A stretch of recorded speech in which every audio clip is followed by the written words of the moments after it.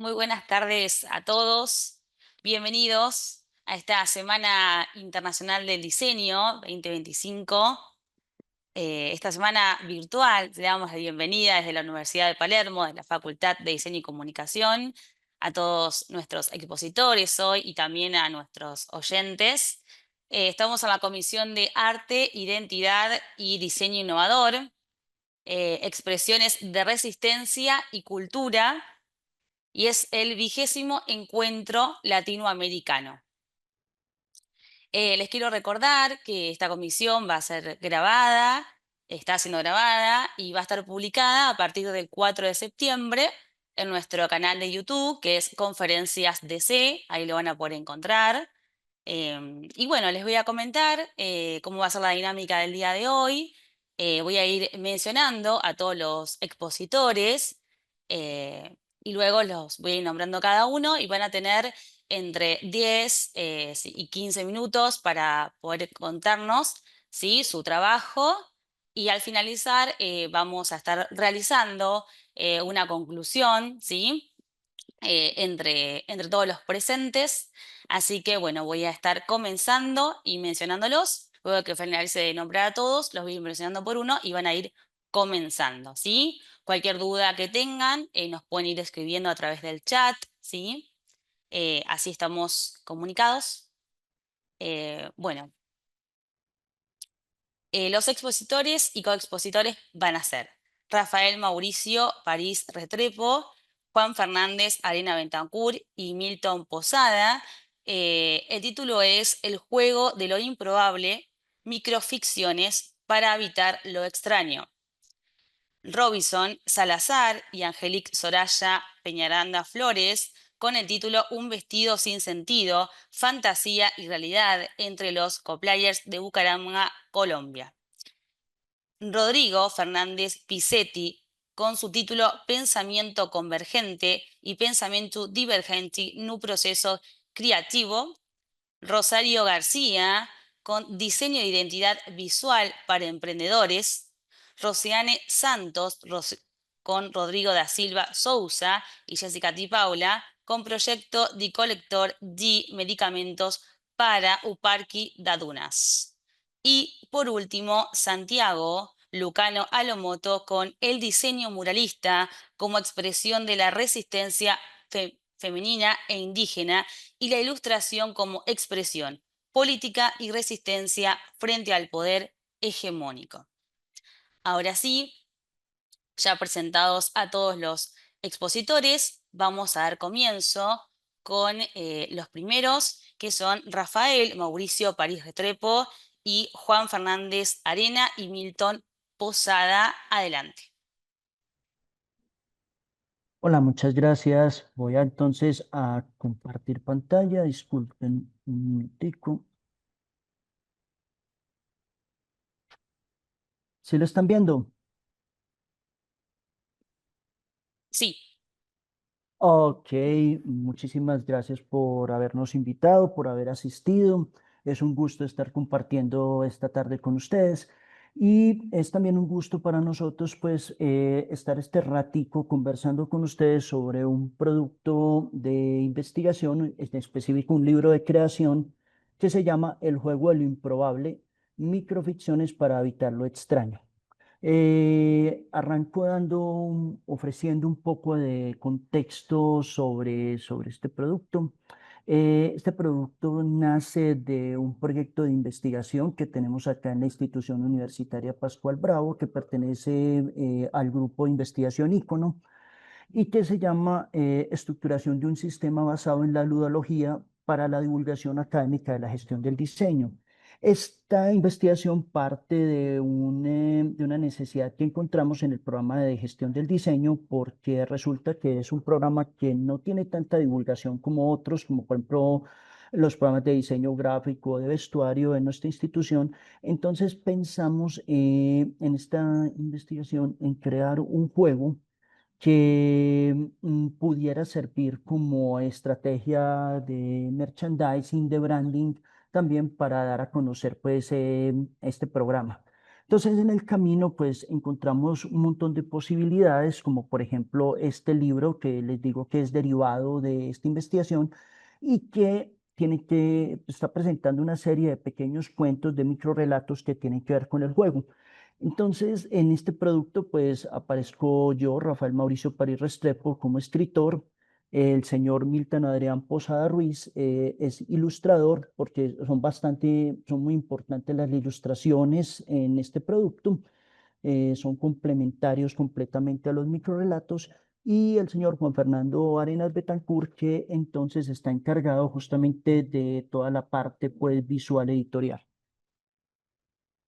Para ofrecer también, continuar con este contexto, pues el objetivo de esta investigación era diseñar un sistema lúdico, o sea, un juego en específico que facilite la divulgación y la apropiación de los conceptos fundamentales del programa de gestión del diseño, utilizando principios de ludología.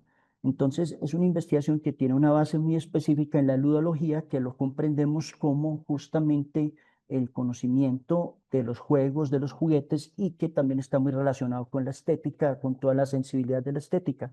Entonces estaba buscando utilizar esos principios de ludología para fortalecer el posicionamiento académico en diversos públicos mediante estrategias interactivas, experimentación y contenidos comunicativos innovadores. Este documento en específico presenta la conceptualización, el diseño y el desarrollo de un libro derivado de esta investigación. El libro lo llamamos El juego de lo improbable. Como les digo, son pequeños cuentos, microrelatos que tienen el tema del juego, el tema del juguete, el tema de, digamos, de toda esa cuestión sensible e intelectual que se deriva de los juegos.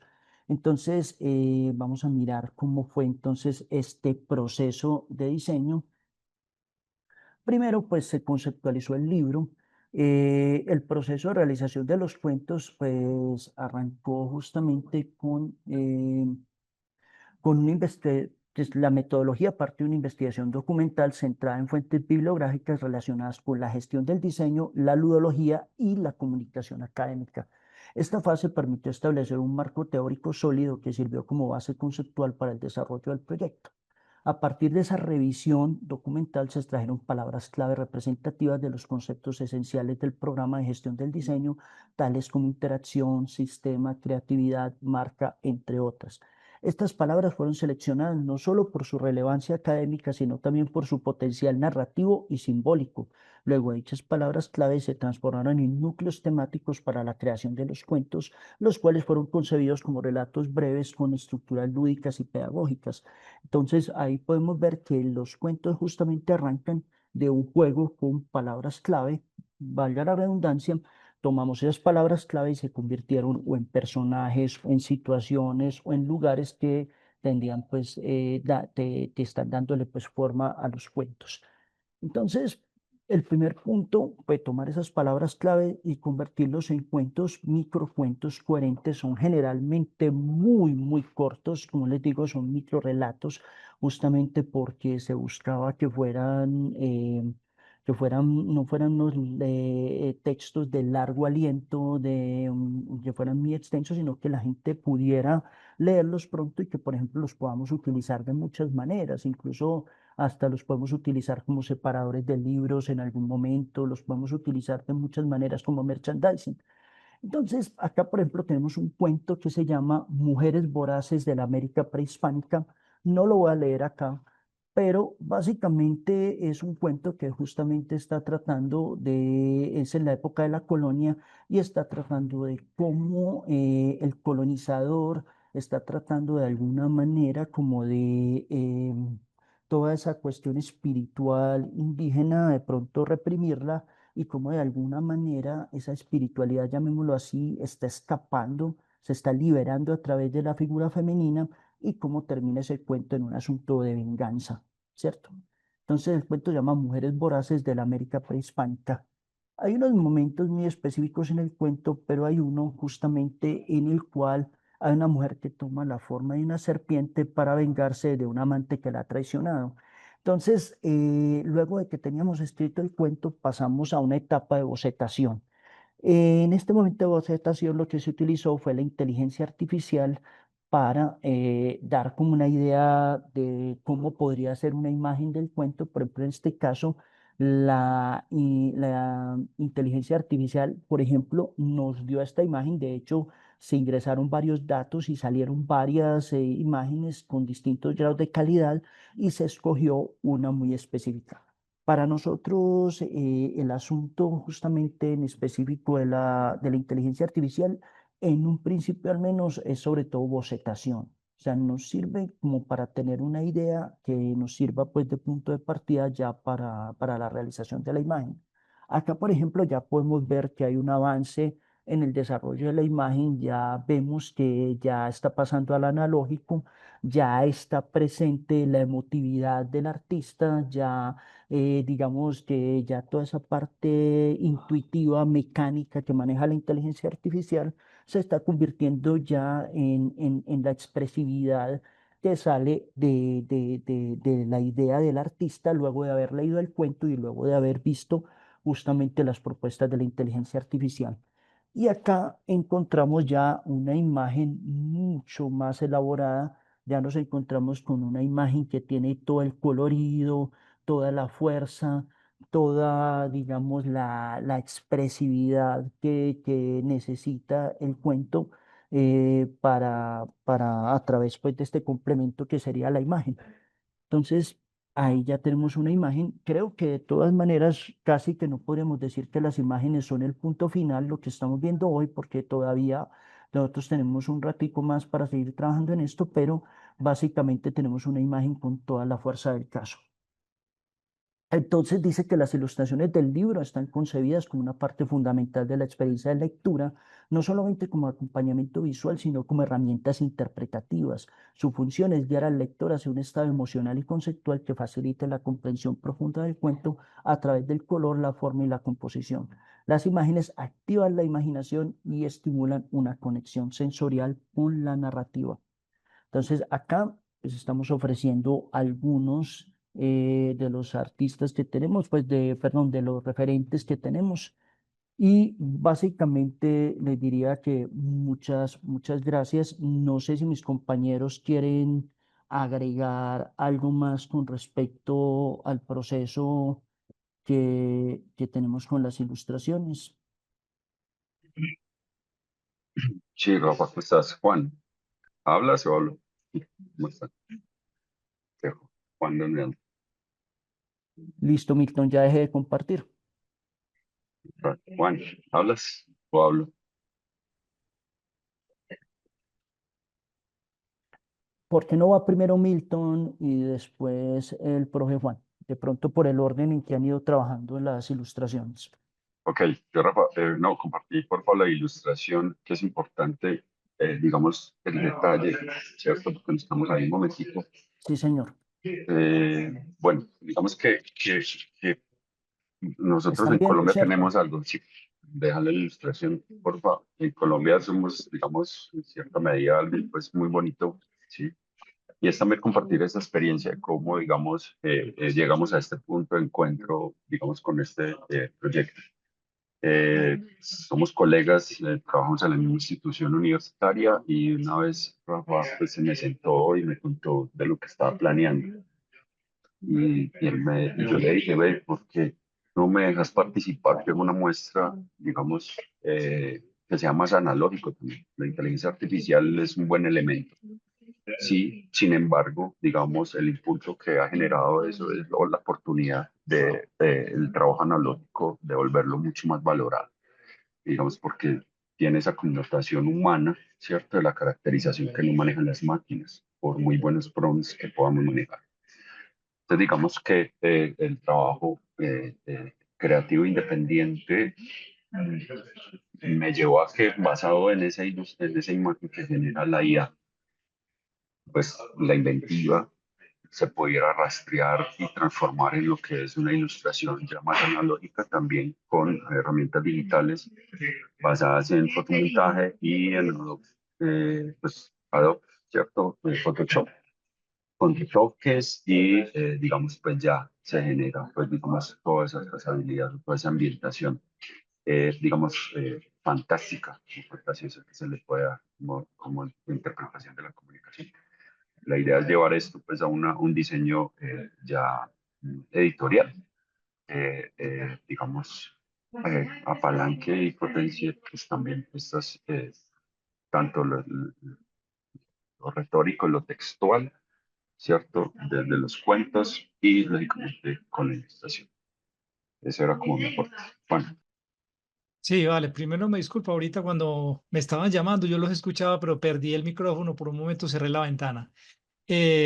Ok, sí, básicamente el compañero lo que plantea es eso, es un trabajo en el que aquí ustedes lo pueden notar, inclusive la imagen del fondo tiene, digamos, una línea gráfica más realista porque es partiendo de una fotografía. Y básicamente en esta investigación que hace el profesor Rafa París, nos unimos a él también en el componente de ilustración. Y entonces básicamente lo que hay que hacer aquí en este momento, usted lo puede notar, digamos, equilibrar los dos lenguajes. Por un lado, sabemos que la IA entrega unas imágenes con un realismo que, pues, básicamente, sobre todo en los tiempos que se trabaja a nivel editorial, es imposible trabajar al ritmo que trabaja una IA, definitivamente. Y aquí lo que buscamos nosotros es tratar de conservar de alguna manera ese trabajo de ilustración a mano, digamos que fue en un tiempo récord.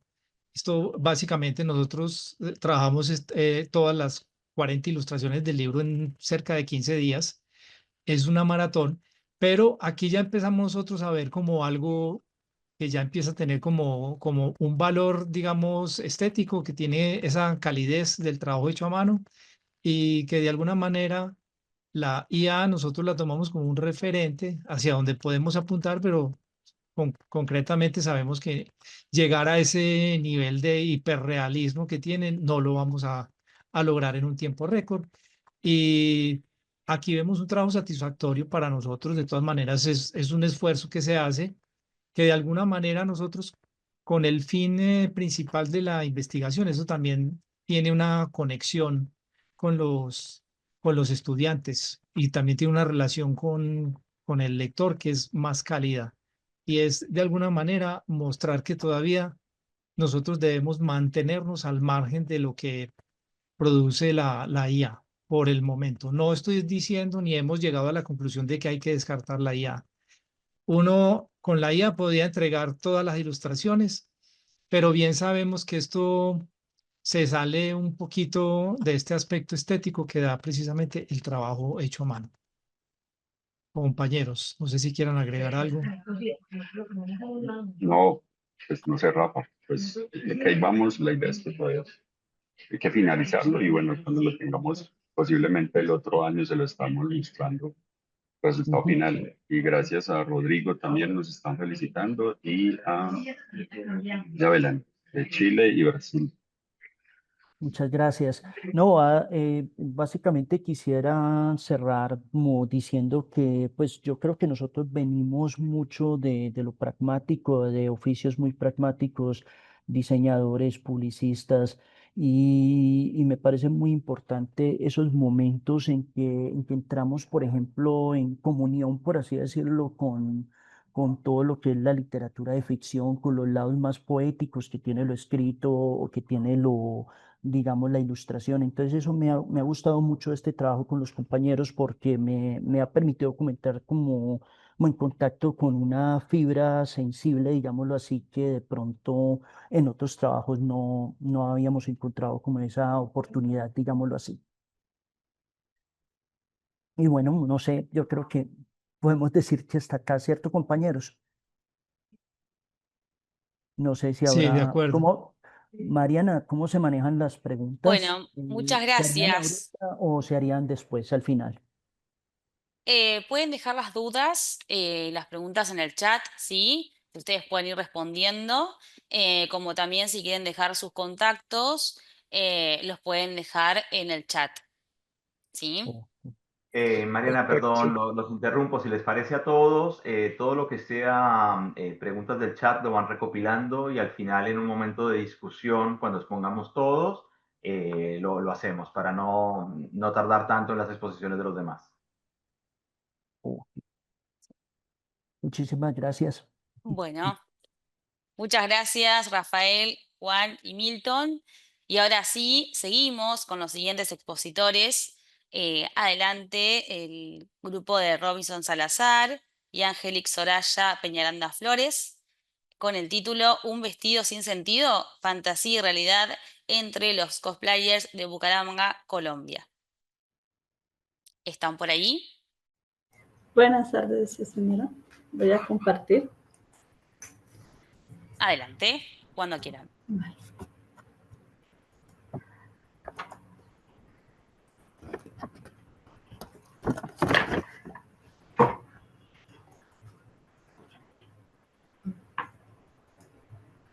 Ay, perdón. Ya lo... ¿Pueden ver ahí bien? Sí. Vale, gracias. Bueno, soy Angélique Peñaranda Flores, diseñadora de modas, egresada de la Universidad Manuela Beltrán. Y junto al doctor Robinson Salazar queremos presentar la investigación Un vestido sin sentido, fantasía y realidad entre los cosplayers de Bucaramanga, Colombia. Iniciemos definiendo qué es el cosplay. Esta palabra se origina con la unión de el juego y el disfraz.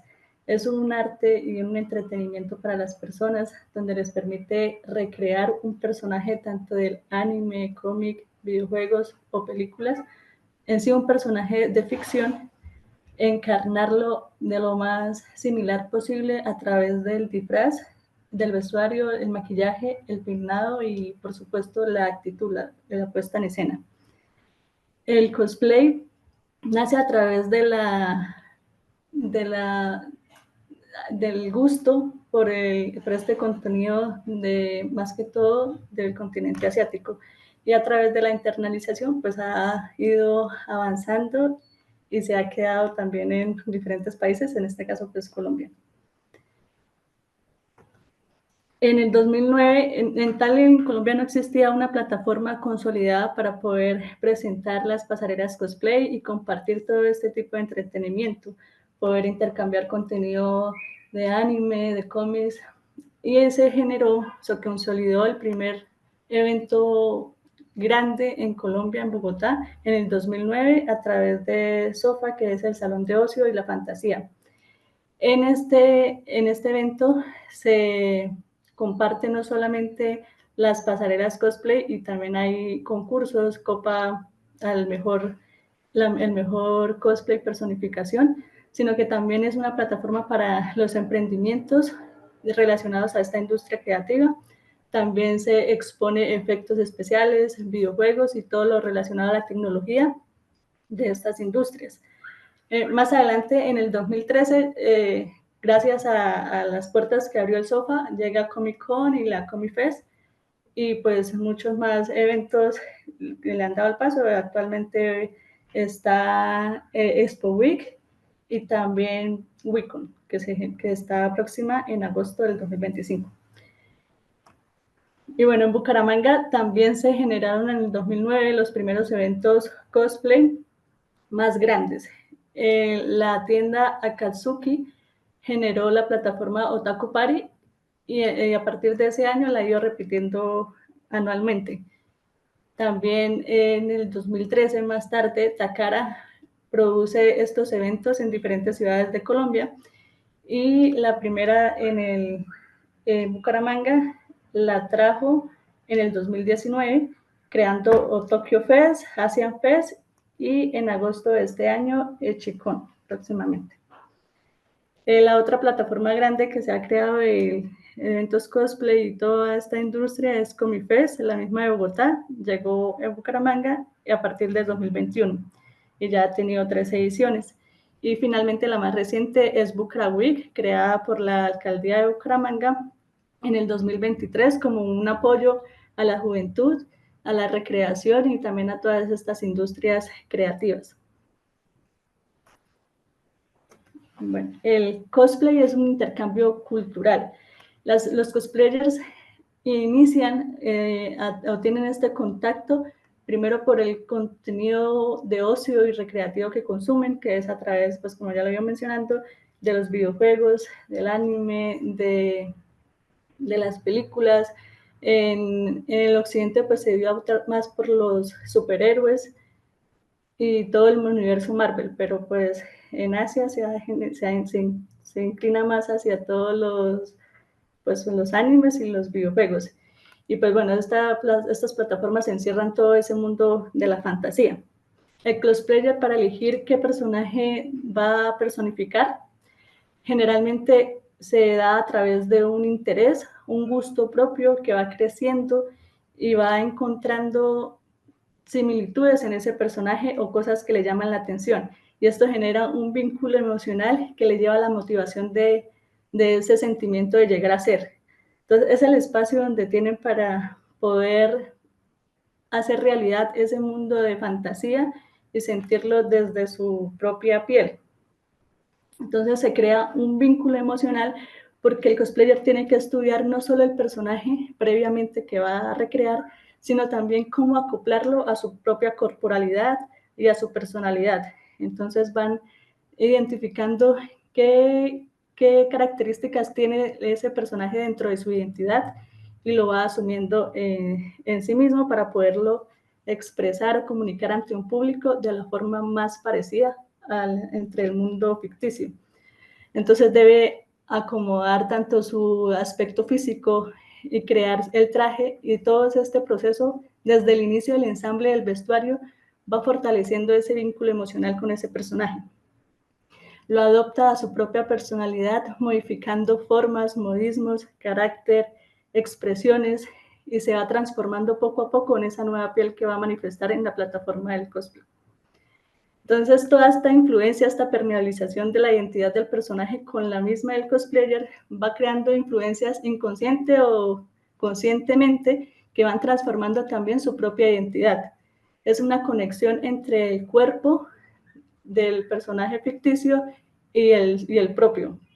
Va modificando aspectos que se van quedando con el tiempo dentro de su personalidad y va generando una influencia no solo en la identidad individual, sino también colectiva, porque esta plataforma les permite, como encuentran una comunidad en donde comparten gustos, inclinaciones, en donde se pueden expresar con libertad sin ser tachados como locos, raros, encuentran ese sentido de pertenencia dentro de una comunidad y se va formando una identidad colectiva, una identidad de grupo, y va fortaleciendo esos lazos de interacción social dentro de su propia identidad. Aunque la identidad sea una característica individual como tal, porque es lo que nosotros identificamos dentro de cada persona para diferenciarla. A pesar de que sea un rasgo individual, se construye a través de la interacción social. Es un ejercicio colectivo en ese escenario de compartir con los demás, y las diferentes convivencias generan ese intercambio cultural y va formando y transformando la identidad propia a través de esas experiencias. Siendo así que el cosplay influye no solamente en la vida personal de cada cosplayer, sino también dentro de su colectivo, y también va formando parte de su identidad ese personaje que va a recrear. A través de las entrevistas de este proyecto de investigación, pude reconocer cómo se han transformado todos los cosplayers a través de su ejercicio, cómo han transformado su vida, cómo ha influenciado el cosplay en su vida personal, en sus valores, en sus características y también dentro de sus relaciones.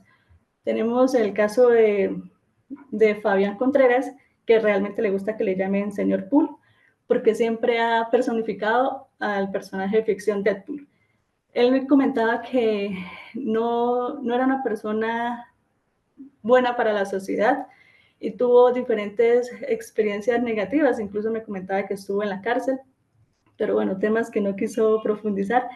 Y me comentó que cuando conoció el cosplay, le dio un motivo para transformar su vida, incluso un sentido, porque también le abrió la puerta a un mundo laboral. No solo el interés de recrearse y del ocio, sino que también le permitió conocer las industrias creativas, aprendió a coser, también aprendió a manejar y a realizar impresión 3D, y todo esto le abrió un universo en el que podía también sostenerse económicamente. Entonces transformó totalmente su vida desde que salió de la cárcel a lo que es actualmente en cada participación de los eventos, porque su primera interés fueron los personajes de superhéroes, pero se sentía una persona no digna de representar a un superhéroe por todo su pasado, por todas las cosas que había hecho. Sin embargo, le dio como la motivación de mejorar para poder adaptar esos personajes y representarlos de la mejor manera y ser más fiel al personaje. Entonces modificó muchas cosas de su vida, de su personalidad, sus valores, y se adaptó al personaje Deadpool porque al ser un antihéroe se sentía que era aceptado a pesar de todos sus errores y podía tener esa inclinación de mejorar y servirle a las personas y ser una mejor persona. Entonces por eso se acopló mucho con el personaje de Deadpool y pues es el que se ha ido presentando en todos los eventos cosplay. Las imágenes que tenemos es el traje que él creó, todos los detalles, las armas las imprimió con la impresora 3D y confeccionó su traje. Él aprendió desde videos y a través de instituciones públicas a coser y desde ahí pues bueno, también logró tener su plataforma de ingresos prestando sus servicios a otros cosplayers. También está la experiencia de Stephanie Uribe, que es una joven de 19 años, y ella me comentaba que el cosplay le permite enfocarse, mantener su ansiedad un poquito más controlada y sus pensamientos negativos, la depresión. Y todo esto le permitía al emocionarse con qué personaje va a crear y empezar a imaginarlo, cómo transformarlo, cómo convertir y llevar a cabo ese traje teniendo en cuenta su cuerpo y como sintiéndose cómoda ella, pero sin quitarle la identidad al personaje. Todo este proceso la mantiene tan enfocada que se desliga un poco de los sentimientos negativos y permite estar más concentrada, manejar mejor su ansiedad. Incluso me comentaba que mejoró también sus relaciones personales con su familia, con su papá, porque esta actividad le creó un vínculo con su padre, porque al trabajar juntos, el papá maneja la madera, entonces le daba las ideas y le ayudaba a crear las armas, los accesorios, los complementos, y esto generó también un vínculo familiar entre ellos, algo en común, fortaleció esos lazos de relación. Entonces, también me comentaba que a pesar de que es muy joven, le permitió transformarse de esa forma y las plataformas se le ayudaron a tener más amigos, a sentirse cómoda, no sentirse como alguien extraña, sino que a pertenecer y a ser aceptada en un grupo. Y esto le generó también más confianza, más seguridad en sí misma. Y bueno, finalmente tenemos el caso de Sophie, que también, así como el anterior, el cosplay le ayudó a tener más seguridad en sí misma y a sentirse más cómoda dentro de su corporalidad. Porque ella decía que antes es muy tímida, demasiado tímida, y el cosplay le brindó las plataformas, las pasarelas, el transformarse en otro personaje y tener que obligarse a sí misma a expresarse a través del cuerpo, de ese físico, de ese personaje, a asumir esa personalidad, ya que el personaje que va a representar es extrovertido, tiene que entonces ser más extrovertida, tiene que expresar más alegría, acercarse más a la gente para poder como manifestar y contar bien la historia de ese personaje, ser más fiel a él. Entonces este proceso le ha ayudado a ella a soltarse más con las personas, tener un espacio seguro en donde no va a ser señalada ni sentirse rara o la van a criticar físicamente, porque era uno de sus aspectos más vulnerables en ella, que se sentía muy retraída e insegura por eso, y le ayudó a tener esa seguridad de expresarse ante más personas, tener amigos, tener más confianza en sí misma, y cada año que ha ido representando, transformándose y realizando cosplay en las pasarelas, le ha dado esa seguridad que ya puede, incluso sin el disfraz puesto, sin tener una representación de un personaje, acercarse más a las personas y hablarles, entablar una conversación y tener amistades dentro de su vida cotidiana.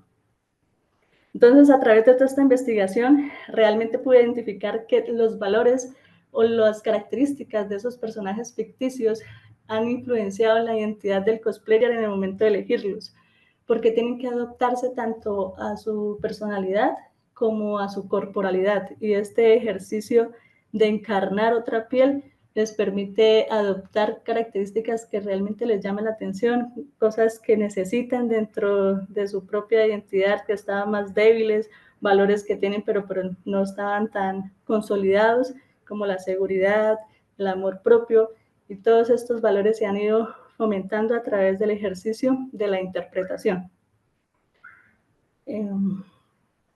Y pues bueno, así finalmente se descubre la creación de la identidad individual y colectiva a través de este ejercicio del cosplay.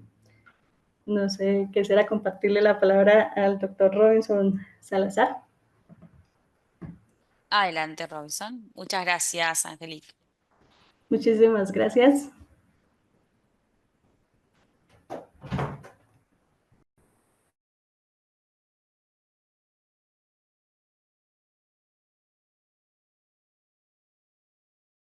Robinson, ¿estás ahí?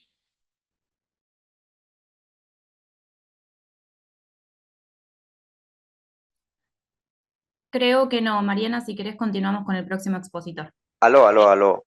¿Aló? ¿Aló? Te escuchamos, Robinson. Sí, qué pena con ustedes, es que me tenían bloqueado. No, Angeli lo dijo todo, simplemente voy a hacer un pequeño contexto de la investigación. Esta fue llevada a cabo para obtener el título de diseñadora de moda en la Universidad Manuela Beltrán de Bucaramanga. Yo fui el tutor que la acompañó en el proceso.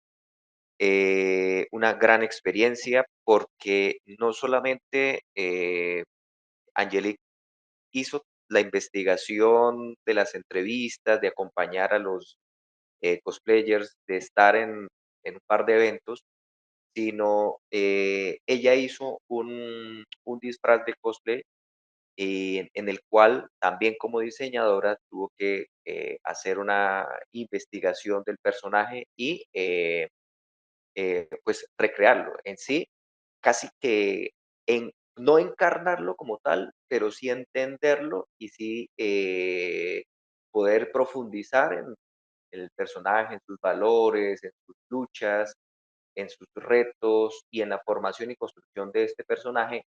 Angelique también pues no fungió como una cosplay como tal, pero sí logró tener cierto contacto con este mundo de fantasía y de realidad que le permite en el diseño de la moda, pues plasmar y recrear pues todo este conjunto de realidades y de fantasías en estos personajes.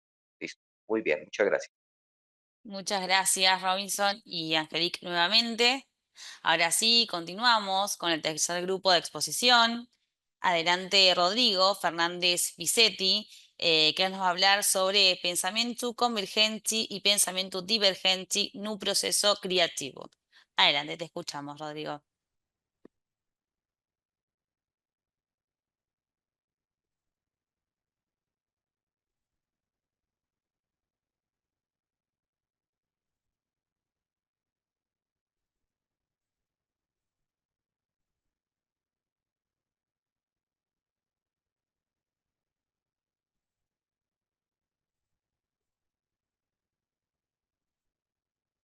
Boa tarde, meu nome é Rodrigo Pissetti.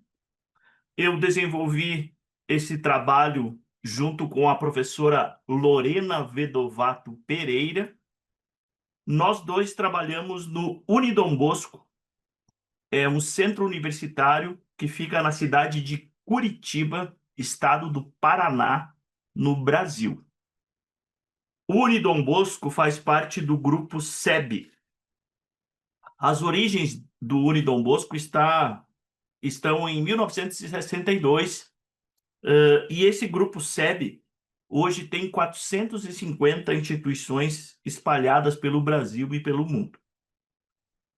No Unidom Bosco, nós temos vários cursos de graduação. Na verdade, a gente tem 47 cursos superiores de graduação tecnológica, bacharelado, licenciatura.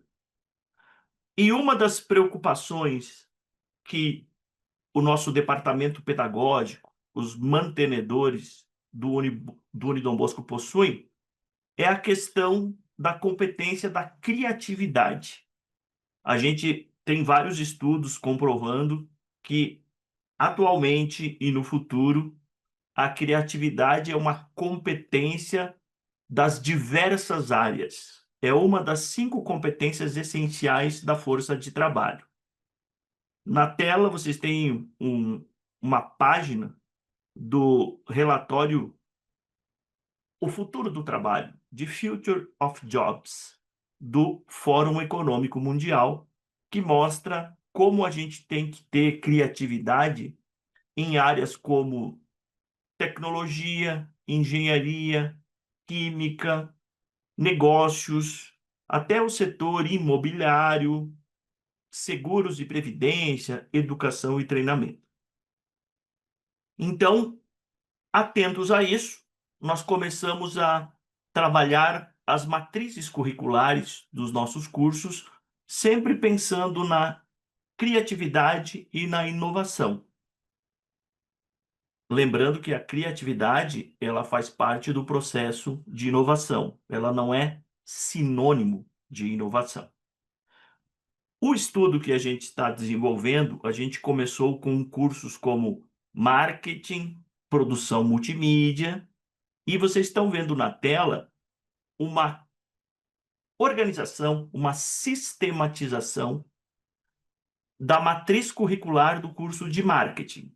Vocês percebem que entre as competências buscadas está a de criatividade e inovação. Mas no Unidom Bosco nós temos muitos cursos diferentes. Eu falei 47 cursos superiores. Administração, arquitetura, engenharia civil, engenharia de produção, gestão de RH, logística. Como trabalhar a criatividade em cursos tão diferentes? Cursos que têm produtos da criatividade, produtos criativos diferentes. No caso da engenharia civil, o produto da criatividade pode ser alguma questão estrutural, alguma coisa na área elétrica, alguma coisa na área térmica do edifício.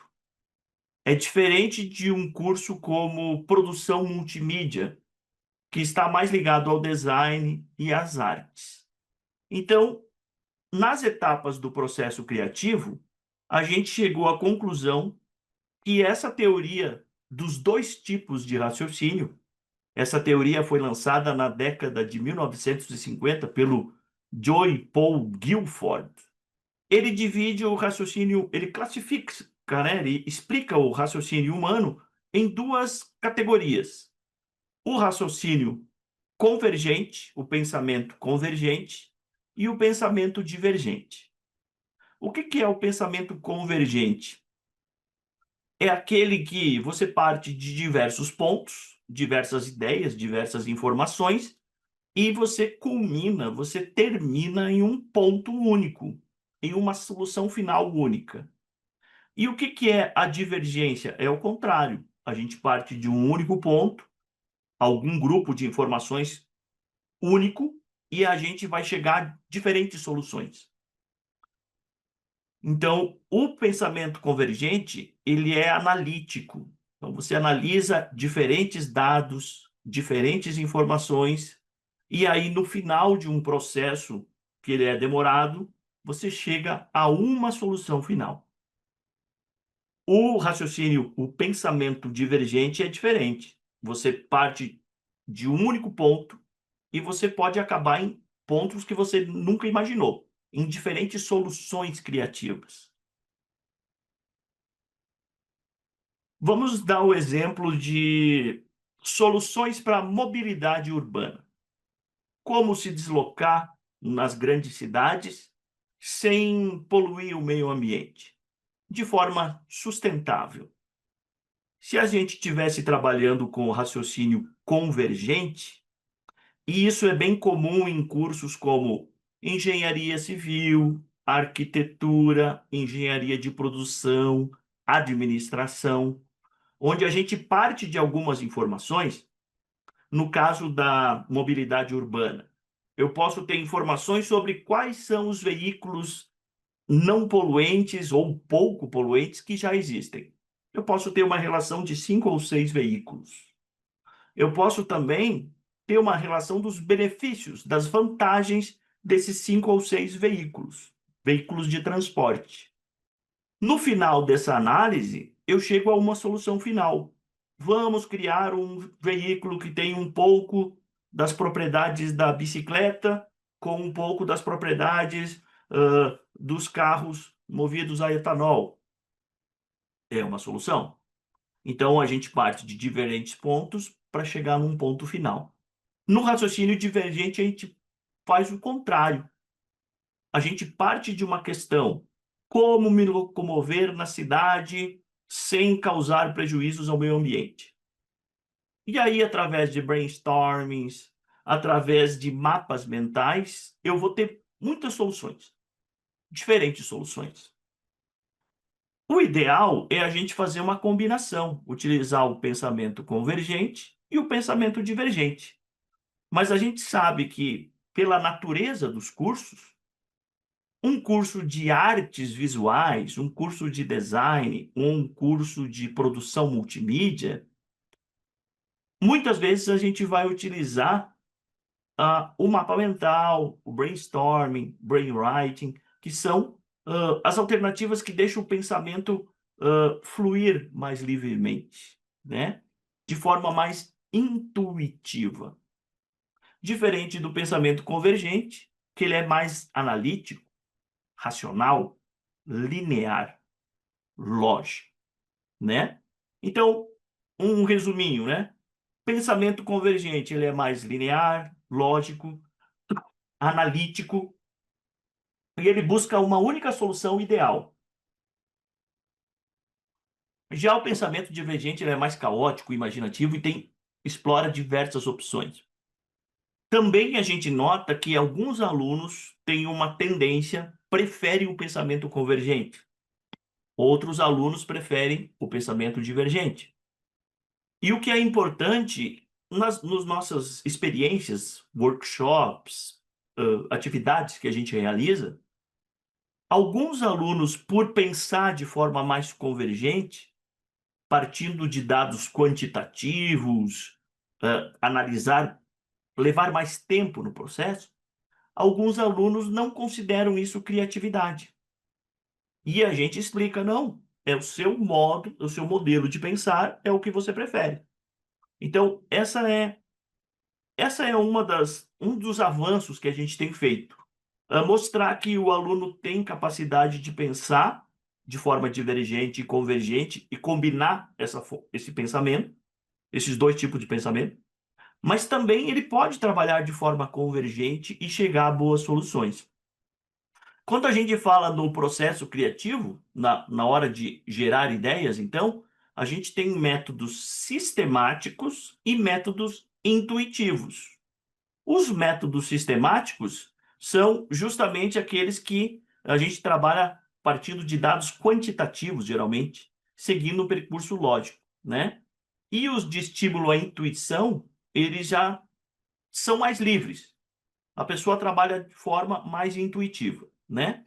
Aí vocês estão vendo algumas ferramentas, alguns métodos que servem, então, tanto para facilitar, para instrumentalizar o pensamento convergente, que são os métodos sistemáticos de geração de ideias.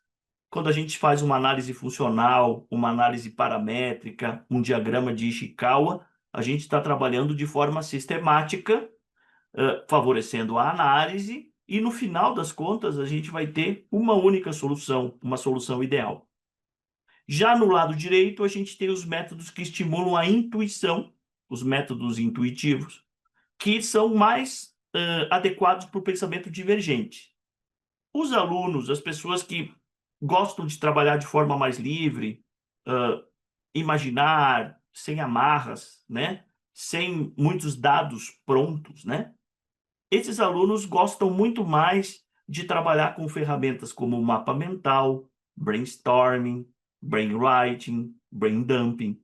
Então, são são complementares, né? Esses métodos são complementares. O ideal seria a gente trabalhar com os dois. E aí, falando das etapas do processo criativo, o processo criativo clássico, né? Tem muitas versões. Mas na versão clássica, quando a gente está na etapa da iluminação ou da ideação, a gente nota então que os métodos sistemáticos, eles são mais da ideação. A ideação é aquele processo que ele é gradual, ele é demorado, ele é exaustivo, estruturado, né? Agora, a iluminação é aquela eureka, aquele insight. E ela aparece muito mais nos processos divergentes de pensamento. Então, quando a gente tem um brainstorming, quando a gente tem um mapa mental, de repente pode aparecer uma ideia, uma iluminação do nada, instantânea, né? Então, essa é a grande ideia. Só para concluir, aqui tem alguns exemplos do que são os mapas mentais, que trabalham com palavras-chave e imagem-chave. Ele trabalha com pensamento radiante, né? Então, mapa mental é interessante para o pensamento divergente e é uma técnica intuitiva, né? A gente tem a questão do brainstorming, tempestade cerebral, traduzindo para o português, né? E a gente tem, falando dos métodos intuitivos, os sistemáticos, né? A gente tem alguns análise da função do produto, por exemplo.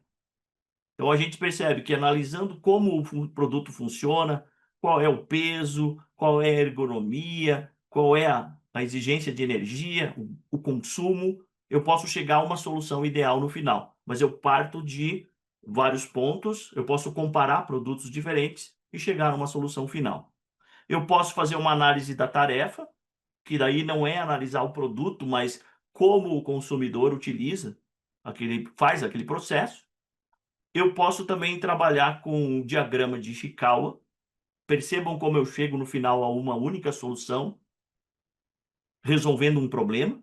E eu posso fazer a análise paramétrica. Eu posso comparar produtos concorrentes e escolher alguns atributos que eu prefira para fazer a minha versão de um tênis, no caso aqui dessa imagem.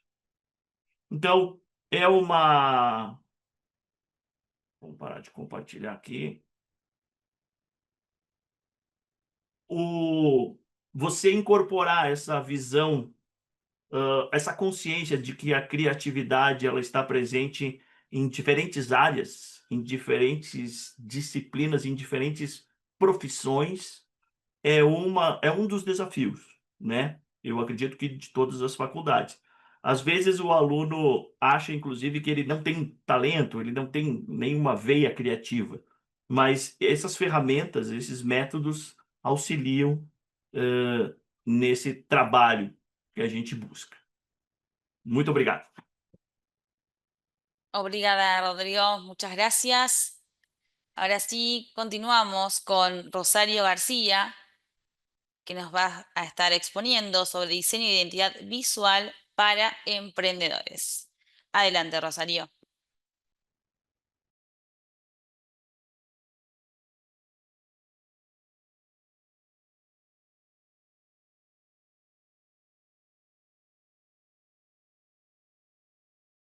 Hola, buenos días. ¿Ahí se me escucha bien? ¿Se me ve bien?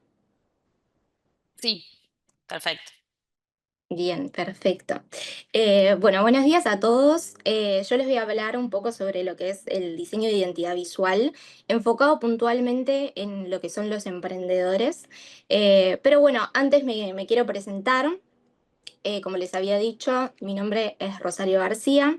Yo soy diseñadora gráfica y emprendo hace 6 años realizando todo lo que es la papelería corporativa para pymes y para emprendimientos desde mi Instagram y luego desde mi página web, que es hugopapelería.com.ar.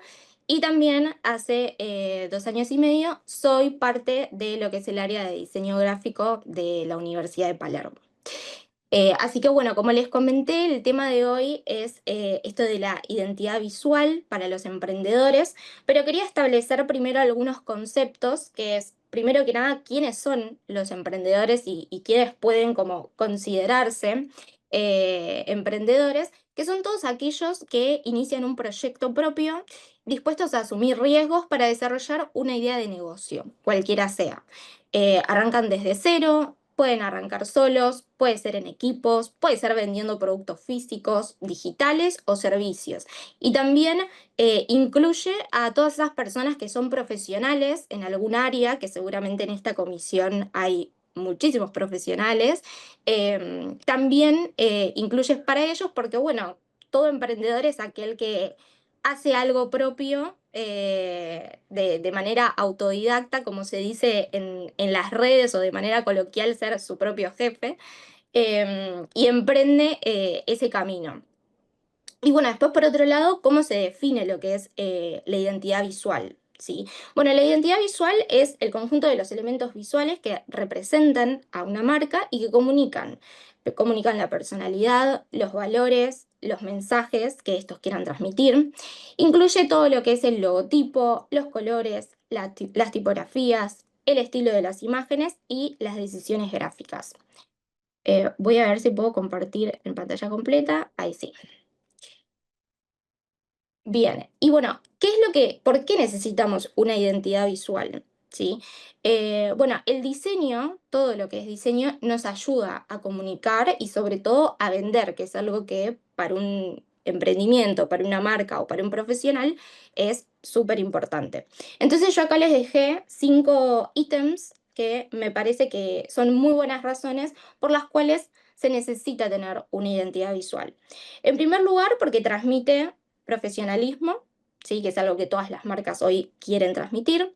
En segundo lugar, porque genera confianza, que es algo que más tarde atrae clientes y se generan conversiones.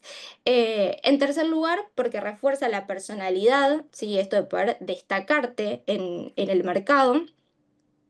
En cuarto lugar, porque atrae al público correcto, ¿sí? Tal vez nos pasa que tenemos una comunicación hacia un montón de personas, llegamos a un montón de gente, pero tal vez nuestro producto, nuestro servicio no se vende y eso tiene que ver con atraer o no al público correcto. Y por último, lograr que te recuerden. Esto de la memorabilidad, ¿no? Como tener algo distintivo que las personas te puedan recordar fácilmente, ¿sí? Y bueno, acá yo lo que les quiero plantear es un paso a paso muy fácil, es una guía para diseñar tu propia identidad visual, porque, bueno, tal vez, no sé, no todas las personas cuando recién arrancan cuentan con un presupuesto como para contratar a alguien que haga todo este proceso por ustedes, pero está bueno que ustedes como profesionales, emprendedores o dueños de un negocio o una marca lo puedan hacer por su cuenta. Entonces les armé esta guía muy rápida para que lo puedan hacer. Bueno, en primer lugar, el desarrollo del brief. ¿Sí? Que si no sabían lo que es un brief, lo que significa es informar a alguien, es decir, brindarle información a una persona sobre su negocio, que generalmente puede ser de manera concisa, pero tiene que ser completa. Esto por lo general es lo que el diseñador gráfico le pide al dueño del negocio o del emprendimiento para poder tener información sobre el negocio y armar una identidad en base a esas respuestas. Pero en el caso de que no contraten a alguien, lo pueden pensar para ustedes mismos, para su negocio y tener plasmado en un papel todas estas posibles preguntas que nosotros utilizamos a la hora de diseñar. Por ejemplo, la descripción de tu emprendimiento, cuál es la historia de tu marca, qué mensaje querés transmitir, si tienes algún eslogan o alguna frase que te represente, si hay elementos que no querés usar bajo ningún punto de vista y hay otros que sí querés usar, cómo es tu público objetivo, edad, género, ubicación, hábitos, quiénes son tus principales competidores, cómo son sus logos, si existen logos que ya existen que te gusten, cuáles son, y si tenés alguna preferencia en cuanto a color y tipografías. ¿Sí? Estas son algunas de las preguntas que se suelen hacer y que son importantes para después desarrollar todo lo que es la identidad. Bueno, en segundo lugar pasamos al mood board.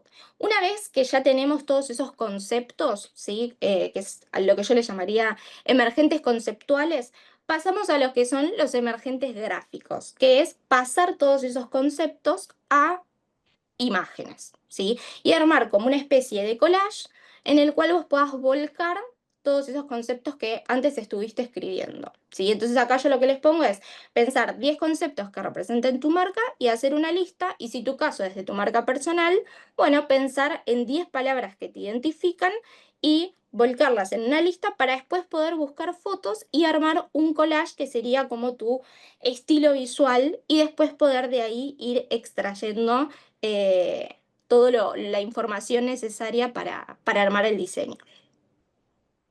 Una vez que ya tenemos esto, pasamos a lo que es paleta de colores, ¿sí?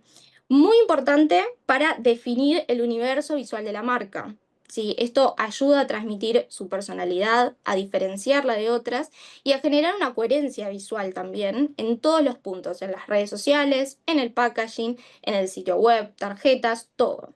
Los colores siempre van a estar comunicando emociones, aunque nosotros no nos demos cuenta, siempre comunican, y esto ayuda a que su marca sea reconocible y sea recordada. Y acá yo lo que les puse fue como un pequeño extracto de algunos colores con diferentes significados que pueden tener según cómo se apliquen, ¿sí? Por ejemplo, el rojo puede ser tanto amor como también puede ser peligro, dependiendo del contexto en el cual se implemente. El azul es un color que hoy vamos a ver en muchísimas marcas porque tiene un montón de conceptos súper positivos, como, no sé, la paz, serenidad, seguridad, confianza, habilidad. Entonces lo van a ver en muchas marcas de tecnología, puede ser en bancos también, todos negocios que sean tal vez más serios, más formales. Y bueno, cada color tiene un significado, entonces está bueno que elijas esos colores con una coherencia. Después paso a lo que es las tipografías. Una vez que ya tenés los colores elegidos, elegís unas tipografías, que puede ser 1, 2, 3, tampoco tantas, la idea es que sea un catálogo acotado, pero también las tipografías transmiten cosas diferentes, ¿sí? Entonces tenemos muchos tipos de tipografía, puede ser algunas con serif, otras sin serif. Tal vez las que tienen serif son más elegantes, las que no tienen son más modernas. Después tenemos decorativas, tenemos monoespaciadas, que son las que tienen el mismo interletrado en todas las letras. Y después tenemos de esos mismos tipos variables. ¿Sí? Como si no fuera demasiada variedad, hay más opciones. Puede ser esa misma que tiene serif, pero itálica, que es inclinada hacia adelante, que eso puede denotar, por ejemplo, rapidez. Puede ser bold, que es un poco más grueso. Puede ser condensada, que es la que está como un poco más, más junta. Puede ser expandida. Puede ser thin, que es súper, súper, súper finita. Hay muchas variables, entonces el hecho de poder elegir el tipo correcto con la variable correcta también va a estar comunicando sobre tu marca. Y por último, pasamos a los elementos visuales, que no por estar últimos son menos importantes, porque son todos los recursos gráficos que complementan ese logo, ¿sí? Esa marca, y que nos ayudan a construir y a reforzar la identidad visual, ¿sí? Estos elementos pueden ser iconos, ilustraciones, estampas, formas, texturas, fotos con algún filtro, que ahora está muy de moda, tal vez si usas un filtro en particular, recursos gráficos que sean únicos, tuyos y que no los tenga nadie más. Y sirven para diferentes razones: reforzar el estilo visual, que la marca sea reconocible, dar versatilidad, no estar poniendo todo el tiempo lo mismo, transmitir una personalidad, aportar una coherencia, que todo sea parte de un sistema, generar una comunidad, que las personas también se sientan identificadas con vos y a su vez utilicen esos elementos visuales. No sé, por ejemplo, se me ocurre algo ahora. Todos conocen a Emilia, que tiene sus icónicos brillitos abajo de los ojos. Bueno, de repente todas las chicas están con los brillitos abajo de los ojos utilizando la nueva moda. Bueno, eso es generar una comunidad con algo muy particular, identificable de ese artista. Y bueno, y dar solidez a la identidad. Y después crear algo único, ¿sí? Que es evitar esto de caer en los mismos recursos de siempre, en lo que usan todos. La marca tiene que tener una propia voz y se tiene que diferenciar, ¿sí? En un mercado que está tan saturado es importante poder marcar la diferencia. Y su logo, su emprendimiento, su negocio, tiene que mostrar no tiene que mostrar lo que nosotros hacemos, sino tiene que reflejar quiénes somos. Y acá yo lo que hice fue marcarles 3 negocios que yo conozco, ustedes pueden que no los conozcan, pero son negocios que tienen logos que no tienen nada que ver con lo que venden. Sí, o sea, en primer lugar yo puse a Leila Doncella, que es una chica que es una pastelera en Rosario, y tiene un logo que literalmente es el dibujo de una gallina, pero súper simplificado. O sea, fíjense que son 3 líneas, un pico, un punto y un rulo. Con eso ya hizo una gallina. Ella es pastelera. Digamos que la gallina tiene algo que ver, pero no es literalmente un cupcake, una torta o lo que estamos acostumbrados a ver, sino que ella tomó un concepto que le decía a su abuela, que es de a poco come la gallina y se llena, y tomó ese concepto de esto de ir de a poco, de tener paciencia, y lo pasó a su negocio. Entonces es importante también que el logo no tenga que siempre ser tan literal. Después están los chicos de Liebre de Marzo. Si no saben la referencia, Liebre de Marzo es un personaje de la película de Alicia en el País de las Maravillas. Y ellos no venden nada ni que tenga que ver ni con liebres ni con la película de Alicia. Venden productos que les gustan a ellos, que van desde velas a textiles a productos del hogar y no tienen nada que ver con su logo. Y por último puse el caso de Stampit Design, que tiene un ISO que es como el de su perrita, y ellos venden sellos de silicona para utilizar en packaging y demás. No tiene nada que ver con el dibujo que ellos tienen, pero es el concepto que quisieron tomar y es algo que tal vez es tan identificativo de ellos que quisieron transmitirlo de esa manera, y la gente que pertenece a su comunidad también entiende la referencia y celebran la distinción.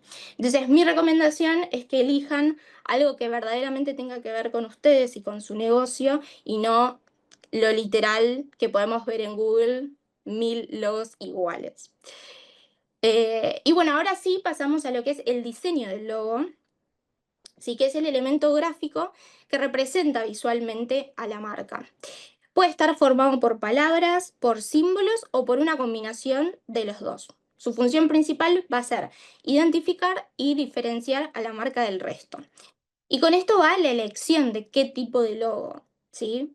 Eso va a ir en función a lo que cada persona necesite en su negocio. Tenemos logotipo como Coca-Cola, que es tipográfico, y con eso ya se identifica. Tenemos isotipo, como el caso de Apple, que con la manzanita ya nos damos cuenta de qué hablamos.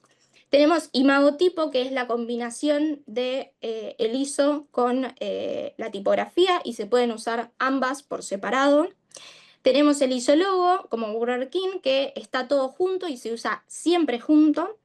Y tenemos el monograma, que es la combinación de 2 iniciales o dos letras. Cualquiera de las opciones es correcta. Lo ideal es que elijan la que sientan que más les va a ser funcional para el tipo de negocio que tienen. Bueno, y después las aplicaciones, que esto es una vez que ya tenés todo armado. Ya tenés el mood board, tenés los colores, tenés las tipografías, tenés los elementos visuales, creaste algo único, ya hiciste todo. Bueno, ahora es todas las posibles aplicaciones que podés darle a esta identidad. ¿Sí? En este caso yo puse de ejemplo un proyecto que había hecho para un evento gastronómico. Entonces te pones a pensar, bueno, evento gastronómico, delantales. Aplico mi identidad a delantales. Lo aplico en tapas de anotadores, porque va a haber talleres en vivo. Entonces lo ponemos ahí también. Lo ponemos en remeras, porque va a haber gente que es del staff. Lo ponemos en carteles, porque hay que publicitar. Lo ponemos en folletos, porque hay que informar. Entonces lo vamos aplicando en todas las opciones posibles para que siempre cada producto tenga que ver con la marca, ¿sí? Y por último, mis tips finales, que es todo lo que necesitas recordar para que tu marca comunique con fuerza y con personalidad. Y les hice un pequeño punteo, que es, primero pensé en tu público, ¿sí? Yo dije, bueno, lo que te represente, obviamente está genial pensar en tu marca y pensar en vos, pero también pensar en tu público objetivo y a quién vos querés llegar. Entonces, de esa manera también vas a encontrar mucha información y cosas que podés hacer. Segundo, no saltearse el proceso. Si nos salteamos toda esta parte, todo lo que yo ya comenté antes, es un poco complicado porque vamos a tener un poco las ideas desordenadas y tal vez el resultado no sea el deseado. Después, evitar copiar. Esto de, bueno, podemos inspirarnos, ¿sí? Pero hagámoslo a nuestra manera. Podemos tomar algo de referencia, pero lo customizamos, lo cambiamos y ya es algo diferente. Definir una personalidad clara también, ¿sí? O sea, tener en cuenta que tenemos que definir los gustos del negocio, todo lo que es la identidad, porque si no, tampoco nos van a reconocer fácilmente. 5, mostrarse con orgullo, no ir tibio, ¿no? Sino como ir con todo, con convicción, que seguramente hay un nicho para tu negocio y para todos. Y por último, invertir en diseño. Si tal vez estás en un momento en el que no contás con un presupuesto para hacerlo, bueno, esta es una guía que está buena si lo querés hacer vos mismo. Si no, podés contratar a un diseñador o capacitarte para poder hacerlo vos mismo también, pero cualquiera de las opciones está genial y lo importante es siempre tener el mayor conocimiento posible para aplicar las estrategias que realmente den resultado. Y bueno, yo creo que en estas diapositivas que les estuve mostrando, seguramente se dieron cuenta un poco de cómo va mi identidad visual. Tal vez en estos slides, yo si ahora les pregunto a alguno cuáles son mis colores, cuáles son mis tipografías o cómo es la manera en la que yo comunico, rápidamente lo puedan saber. Y eso tiene que ver con estar marcándolo todo el tiempo, recordarlo y que sea visible ante las personas para que se genere ese efecto, ¿sí? Así que bueno, ya vamos terminando con la guía, pero antes les quiero dejar una frase final que a mí me encanta y la tomo siempre como referencia, que es una frase de Víctor Coopers, que es un motivador de ventas español, que tiene una fórmula, él creó, que dice que B es igual a C más H por A. Eso significa que el valor de una persona es igual a la suma del conocimiento con sus habilidades multiplicado por la actitud. Y su frase es que las personas no nos quieren por nuestros conocimientos o por nuestras habilidades. Nos aprecian verdaderamente por nuestra manera de ser. Nos valoran por nuestra manera de ser y nos compran por nuestra manera de ser, porque somos lo que transmitimos. Entonces, ese es mi consejo para ustedes, que lo tengan en cuenta a la hora de crear ya sea un negocio, una marca personal o de cualquier manera, que lo puedan tener presente. Así que bueno, muchas gracias y hasta la próxima. Muchas gracias, Rosario, súper claro e interesante. Gracias a vos. Gracias. Ahora sí, seguimos con Santiago Lucano Alomoto. Él nos trae el diseño muralista como expresión de la resistencia femenina e indígena, la ilustración como expresión política y resistencia frente al poder hegemónico. Adelante, Santiago. Muy buenos días con todos. Permítame compartir la pantalla, por favor. Este momento lo hago. Bueno, bienvenidos a las dos ponencias que tengo preparadas para el día de hoy. Soy Santiago Lucano de Ecuador Y el estudio que estamos proponiendo en el grupo de investigación junto con mis compañeros, colegas del mundo del diseño, es precisamente enfocarnos en temas sociales que nacen de la necesidad propia de la coyuntura del país. En ese sentido, hemos venido estudiando cómo el muralismo desde los 90 ha sido parte de un proceso de cambio social y estructural dentro de las comunidades indígenas y también cómo se ha hecho eco este proceso de cambio, no solo en las comunidades indígenas, sino también a nivel regional, en la región sierra, y cómo se está anclando también a todas las provincias de la costa. Entonces, bueno, me voy a permitir empezar. ¿Cuál fue el objetivo o cuál es el objetivo de nuestra investigación? Primero, como decía antes, analizar de cómo el diseño muralista se constituye ya hoy en día como una forma de resistencia y de reivindicación en cuanto a lo que es la identidad femenina indígena en un contexto sociopolítico contemporáneo. En la actualidad, en el país, estamos viendo algunos cambios dentro de ese proceso social.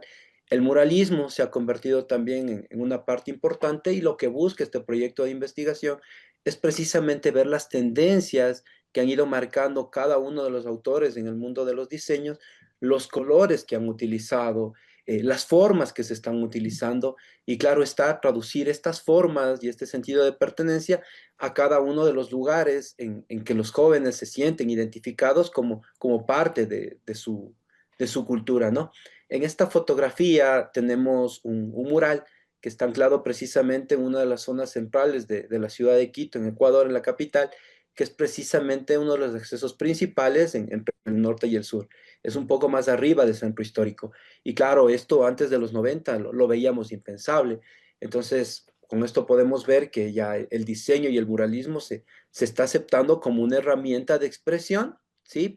Y que los jóvenes están reconociendo y reconociendo sus raíces a través del arte gráfico, lo que antes no era tan visible. En las últimas décadas del estudio también que queremos estructurar indica que los pueblos indígenas precisamente han luchado por el reconocimiento de sus derechos y de su identidad. Y en la actualidad, el diseño gráfico, el diseño multimedia, el diseño interactivo y el diseño web se han venido posicionando como una herramienta emergente y clave para contar sus historias.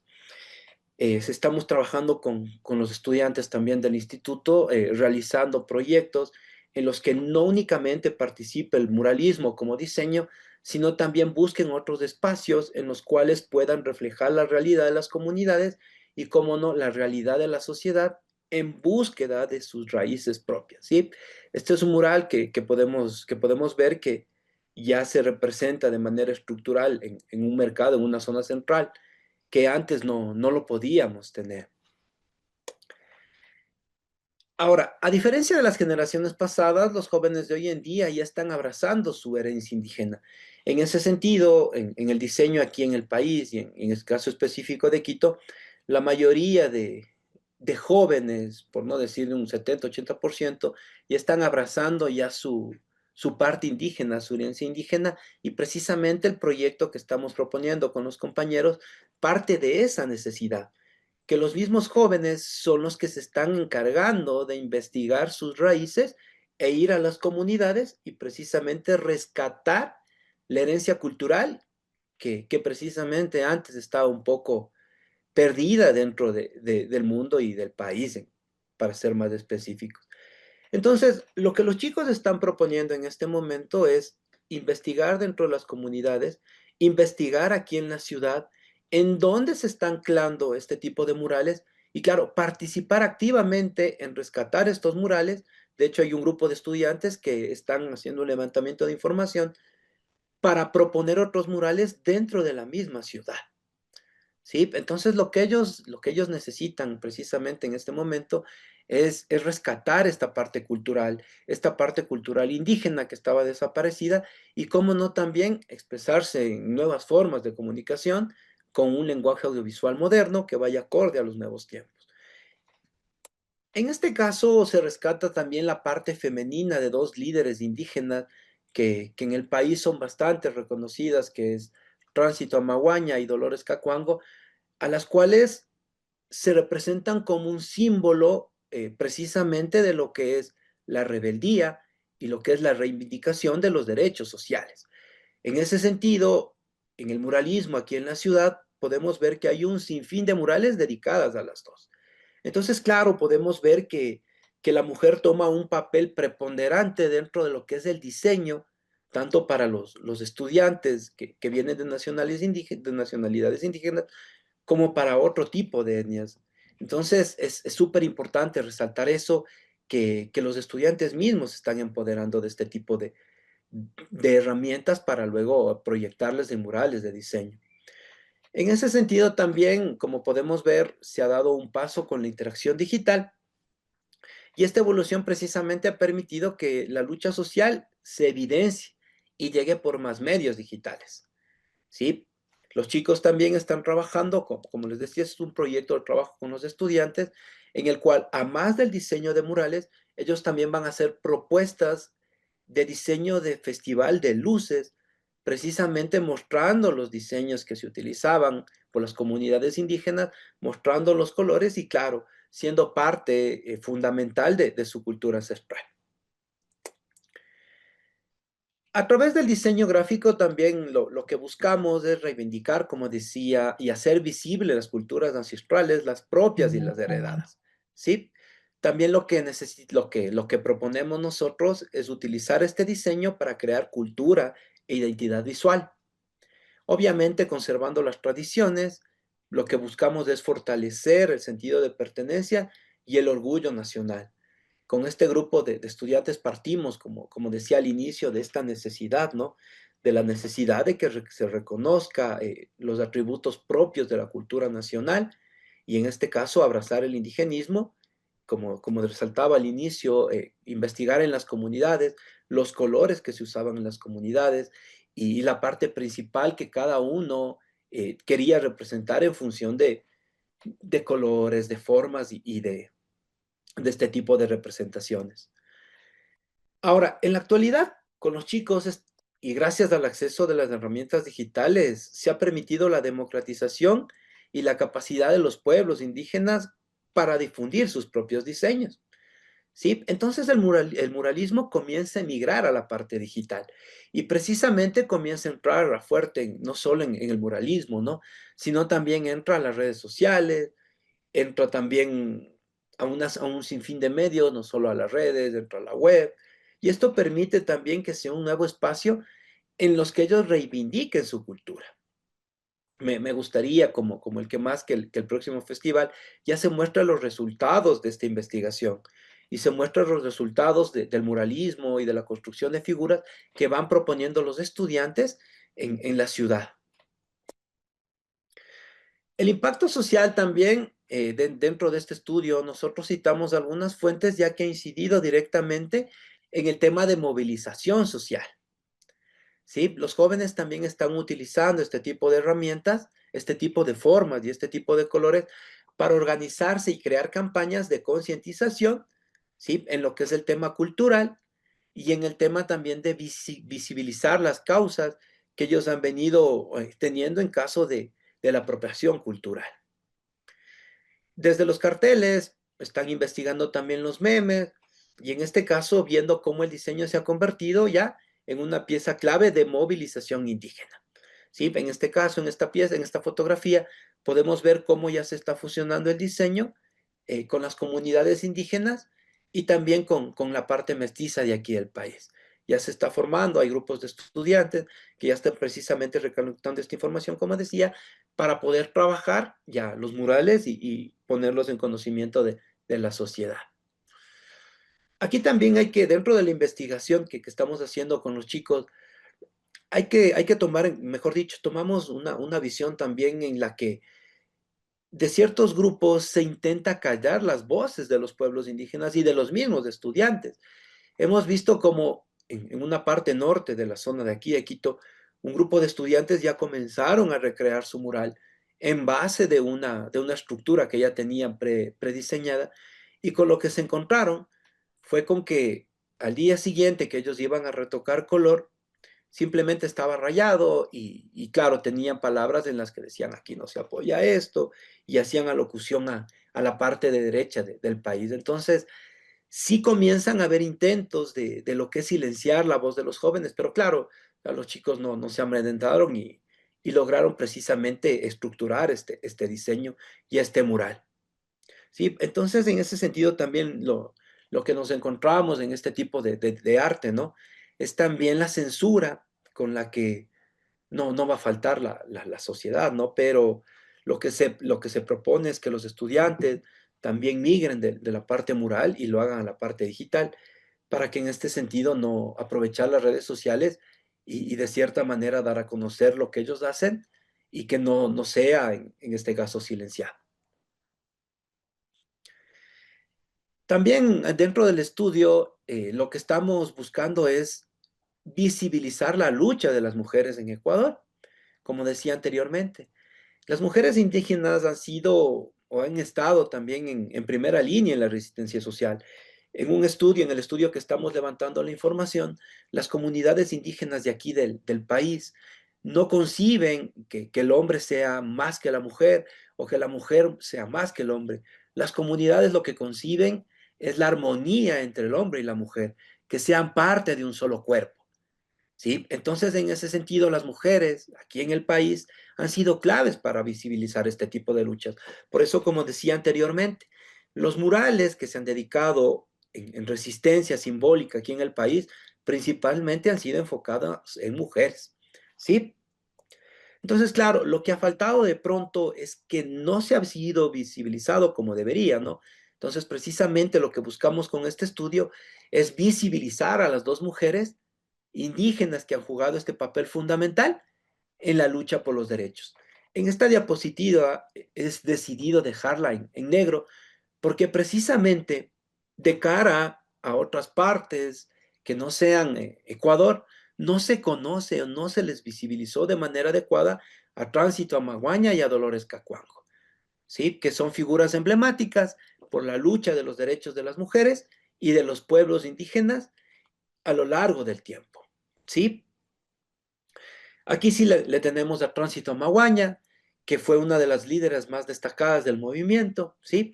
Y podemos ver también que dentro de este tipo de expresión artística, Tránsito Amaguaña es una de las más ilustradas, una de las más retratadas, una de las más utilizadas en murales, ¿sí? Porque precisamente una mujer y una mujer indígena ha sido parte fundamental de la resistencia histórica de la sociedad y de la reivindicación no solo de los derechos de las comunidades, sino también de los derechos civiles. ¿Sí? Entonces, con lo que buscamos con esta investigación es precisamente resaltar la importancia de la mujer y de la mujer indígena en busca de la reivindicación, ¿sí? Como parte fundamental de este proceso.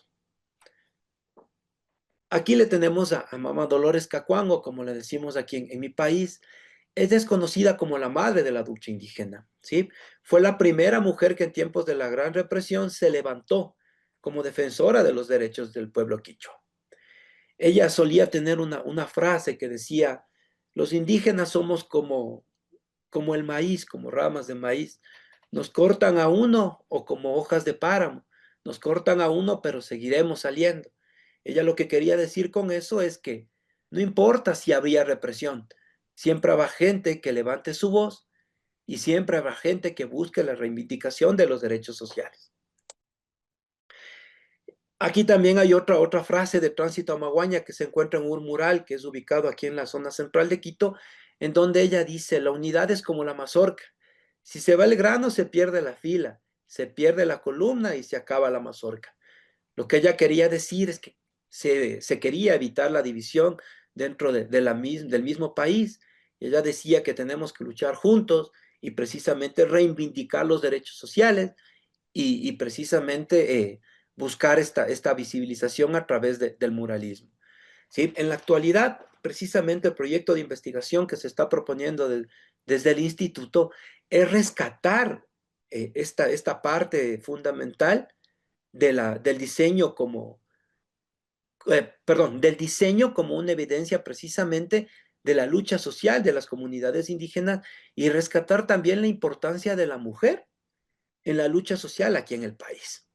¿sí? Como decía anteriormente, es súper triste claro, que se busque otro tipo de símbolos históricos en la lucha de las mujeres y de las luchas indígenas, cuando aquí en el país tenemos 2 mujeres que han sido fundamentales para rescatar este proceso y visibilizar la lucha de la gente en búsqueda de igualdad social, ¿sí? Entonces, les dejo antes con una frase de Dolores Cacuango, como les decía anteriormente: somos como paja de páramo, que se le arranca y vuelve a crecer, y de paja de páramo sembraremos al mundo. ¿Sí? Como les decía anteriormente, el estudio y la investigación que estamos haciendo es precisamente en función de recordar el legado que ellas nos han dejado y hacerles justicia que de pronto no se las hizo antes, hacer la justicia a nosotros, reconociendo precisamente que venimos de un legado en este caso de los ecuatorianos, de un legado indígena que de a poco se ha estado perdiendo. Reconocer a la mujer y a la mujer indígena como la precursora de la reivindicación de los derechos sociales y precisamente hacerles justicia a las dos. Hemos encontrado también líderes indígenas de la Amazonía que también nos estamos buscando en la investigación y estamos buscando cómo retratarlas aquí en el país. Entonces espero, como les decía, en un futuro, en el próximo año, precisamente mostrarles los resultados de esta investigación y cómo los estudiantes están utilizando esto para precisamente reivindicar a estas 2 mujeres que han hecho tanto por el país. Y muchísimas gracias. Esta es la primera ponencia no sé si continúo directamente con el otro estudio que más o menos va por ahí de la mano. Dale, Santiago, muchas gracias. Sí, puedes continuar. Listo, el otro tema que también está propuesto, que va de la mano dentro de este grupo de investigación, que es un grupo de investigación que precisamente se enfocó en reivindicar o buscar cómo la lucha social ha hecho un nuevo, digamos que un nuevo espacio dentro de los medios digitales. ¿Sí? Y esta propuesta de investigación va como la ilustración, como expresión política y resistencia frente al poder hegemónico. En este estudio nosotros analizamos el caso de Vilma Traca, una ilustradora quiteña, ¿sí? Una ilustradora ecuatoriana, que se dedica precisamente a desnudar o a evidenciar los problemas sociales a través de ilustración. ¿Sí? Ella es una ilustradora que en la actualidad es un líder de opinión en cuanto a lo que es el tema de crítica social, el tema de crítica política, y lo que se propone en este estudio es precisamente invitar a los estudiantes a que ellos también sean críticos del gobierno, no necesariamente de un gobierno de izquierda o derecha, sino del gobierno que esté haciendo malas cosas, ¿sí? Y que precisamente las redes sociales se vuelvan un parámetro en los que los diseñadores, los comunicadores evidencien precisamente esta problemática y sean los voceros de la sociedad. ¿Cuál es el objetivo de nuestra investigación? Precisamente analizar el papel de la ilustración como medio de expresión política, ¿sí? En este caso, hay estructuras y hay discursos políticos y hay poderes que han estado dentro de los medios de comunicación desde que los medios de comunicación nacieron. Creo que todos aquí, la mayoría como comunicadores, tenemos claro eso, que los medios desde que nacieron, ¿sí? Responden a un jefe, responden a un medio, responden a un editorial. En ese sentido, lo que hacen las redes sociales y lo que queremos con este estudio es democratizar la información, ¿sí? Y ser nosotros un parante en cuanto a decirles a los gobiernos de turno, claro, mira, tú me pones esto, pero nosotros también investigar y desde la parte del diseño, comunicar que las cosas de pronto no son como los gobiernos de turno nos las están mostrando. Ese es el trabajo que se está haciendo con los estudiantes. Sí, en ese sentido, la ilustración ha sido desde sus inicios, ¿no? Una herramienta política y poderosa dentro de la resistencia de la comunidad, ¿sí? Y los artistas, obviamente, han utilizado las obras para cuestionar las estructuras de poder, denunciar las injusticias y movilizar las conciencias. Hay un montón de casos a nivel mundial, hay algunos, uno más famoso que otro, Charlie Hebdo, no sé si ustedes lo conocen, es un caso súper famoso también de ilustración, pero en este caso lo vamos a analizar directamente en el análisis aquí en el país. ¿Sí? Y vemos cómo Vilma Traca se está convirtiendo, digamos que una de las pocas personas que están haciendo oposición en ilustración aquí en el país. ¿Sí? Del lado derecho podemos ver cómo ella ilustra no necesariamente desde la parte política, sino también social. ¿Sí? En Ecuador la ilustración como arte de protesta ya se cuenta como una tradición que se remota a la resistencia, obviamente contra el poder colonial y con la más reciente denuncia de políticas neoliberales, de las injusticias sociales y de la lucha por los derechos humanos. En este caso, como vuelvo a insistir, los estudiantes están haciendo una recopilación de la mayoría de ilustraciones, ¿sí?, de autores dentro de lo que son crítica política, crítica social, para en función de eso ellos buscar qué temas se está utilizando dentro de las redes y ellos crear precisamente esta visibilización de problemática social a través de ilustración. ¿Sí? También podemos, en este estudio lo que queremos ver es que cómo la ilustración política ya se convierte en una manifestación artística, ¿sí? Que usa ya el dibujo, utiliza el cómic, utiliza la caricatura o cualquier forma visual para expresar ideas o posturas frente a una política, frente a injusticias sociales, frente a luchas por derechos humanos, frente a persecuciones políticas, ¿sí? Entonces, el arte que proponemos o el arte que proponen los estudiantes o que van a proponer los estudiantes es precisamente ser una voz, ¿sí? Y ser una voz que sea incómoda para el gobierno, ser una voz que precisamente desnude las falencias de cada uno de los gobiernos de turno, que sea precisamente la voz de los estudiantes la que empodere a cada uno de los chicos, a cada uno de los actores sociales que vayan viendo que los estudiantes también están preocupados por su realidad. Sí, en este caso, los estudiantes de arte, ¿cómo se posicionan frente al sistema de poder? ¿Cómo desafían al poder?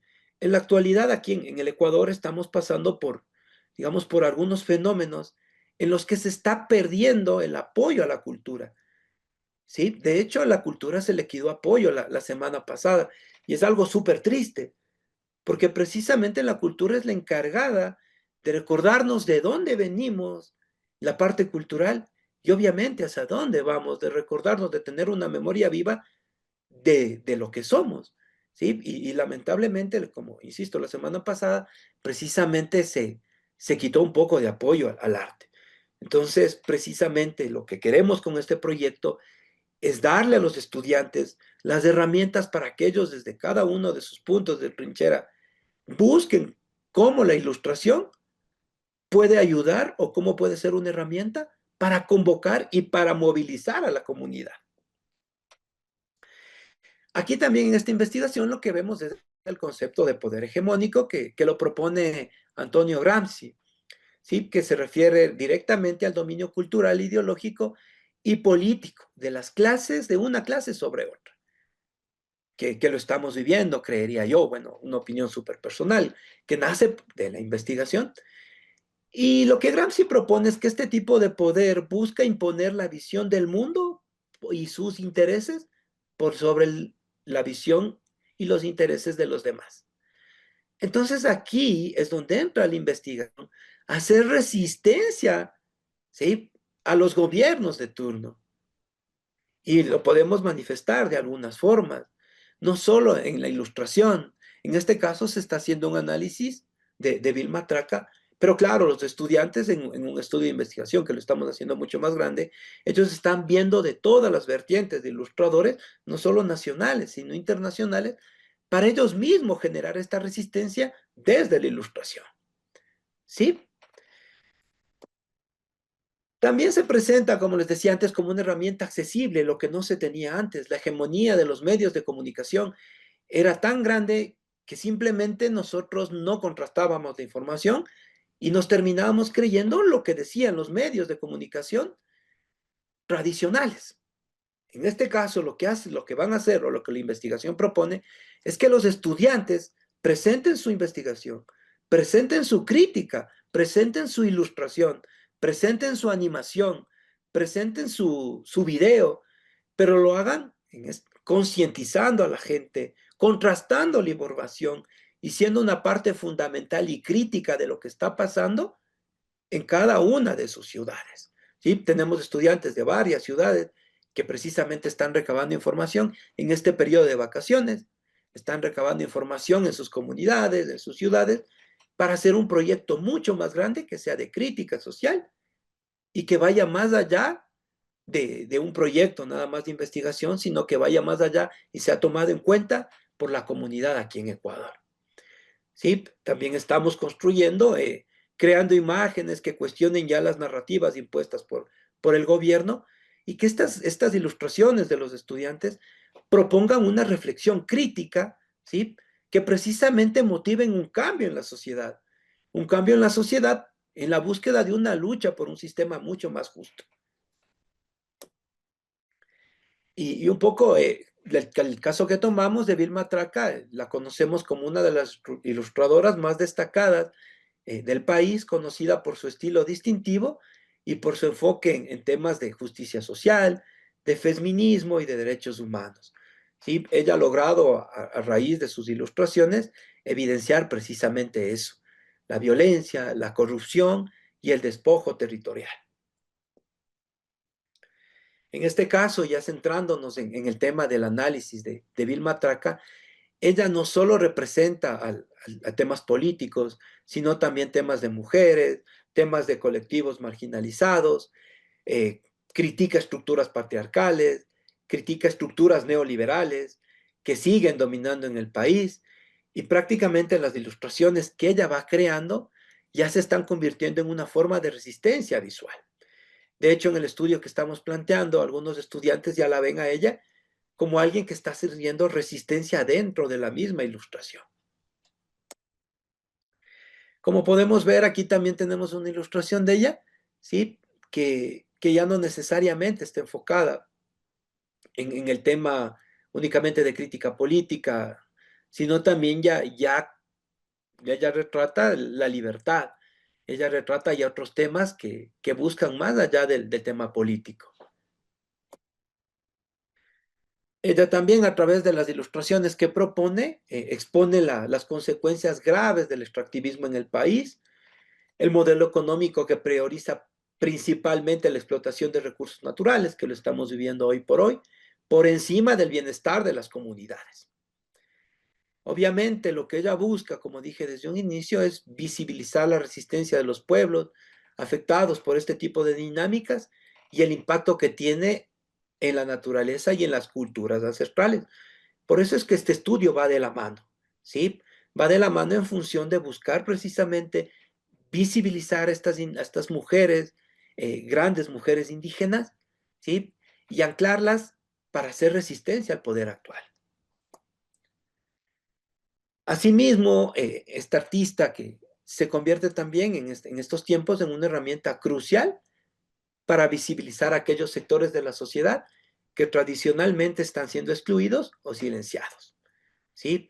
Las obras de ella muestran a las mujeres, como les decía anteriormente, a las mujeres de comunidades indígenas y a trabajadores como sujetos políticos activos que luchan por su derecho, que precisamente eso es lo que necesitamos no solo en Ecuador, sino en Latinoamérica, ¿sí? Evidenciar precisamente este tipo de abusos, evidenciar precisamente la falta de recursos, la falta de asignaciones a salud, la falta de asignaciones a educación, la falta de asignaciones a medicina, y precisamente lo que buscamos con este proyecto es que los estudiantes se apropien de este tipo de temas y sean las voces críticas de los gobiernos, ¿sí? Aquí tenemos también otra obra de Vilma Traca que ha tenido impacto, que es en el tema de la pedofilia, ¿sí? Que es un tema súper fuerte, que ella también ha sido crítica con esta temática, y la forma de difundir este tipo de información es a través de las redes sociales, lo que se convierte como un medio de difusión mucho más grande. Al inicio de este estudio arrancaba un poco explicando cómo los medios tradicionales no comunicaban lo que deberían comunicar. Yo recuerdo que un compañero argentino una vez me decía que el periodismo es contar historias y es darle voz a quien no tiene voz. ¿Sí? Y precisamente cuando había la estructura de los medios tradicionales, no se evidenciaba eso, sino que se daba voz a los que ya tenían voz. Simplemente se amplificaba su voz. Gracias a artistas como Vilma Traca y obviamente con este proyecto que estamos proponiendo con los estudiantes, nuestra idea es precisamente recordar eso, darle voz al que no tiene voz, hacer ilustraciones en función de las necesidades de la gente, ¿sí? Obviamente, en el caso de Vilma Traca, las imágenes lo que están fomentando es una discusión pública y esta discusión también sirve como un medio de resistencia ante el autoritarismo del gobierno de turno, ¿no? Ahora, como indicaba antes, las redes sociales en la actualidad han logrado que las ilustraciones y las ilustraciones políticas tengan un alcance mucho mayor, porque ya no se vuelven locales, se vuelven regionales y se vuelven mundiales, ¿sí? En este caso, las obras de Vilma Traca comparten masivamente un espacio para la crítica y para la resistencia. En Twitter y en Instagram, las imágenes inclusive han logrado ya convocar, se ve que convocan, que movilizan a la sociedad, que buscan la transformación de la gente y que busquen ver cómo ella percibe la realidad social y la política del país.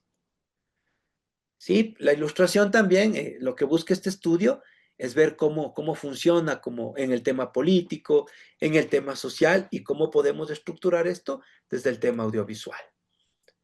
¿Sí? Y terminamos con una pieza que la ilustra Vilma Traca, que un poco hace esa crítica, ¿no? Esa crítica política al tema actual de lo que está pasando en la realidad del país. Y eso ha sido un poco del grupo de trabajo que estamos estudiando con mis compañeros docentes también, y obviamente con los estudiantes, que sea un poco dentro de lo que es aportar a la sociedad, aportar con esa crítica social, reconocer a la mujer indígena como una luchadora, como la mujer que buscó la reivindicación de los derechos, y precisamente es lo que queremos lograr con este estudio, con esta investigación y obviamente con los resultados de investigación aquí en el país. Muchísimas gracias. Muchas gracias, Santiago, por tus trabajos. Y ahora sí le damos lugar a las últimas expositoras del día de hoy, a Rosiane Santos y Brenda Kelly, que nos van a explicar sobre proyecto de colector de medicamentos para o Parque da Dunas. Adelante. Boa tarde a todos. Vou compartilhar aqui com vocês a tela.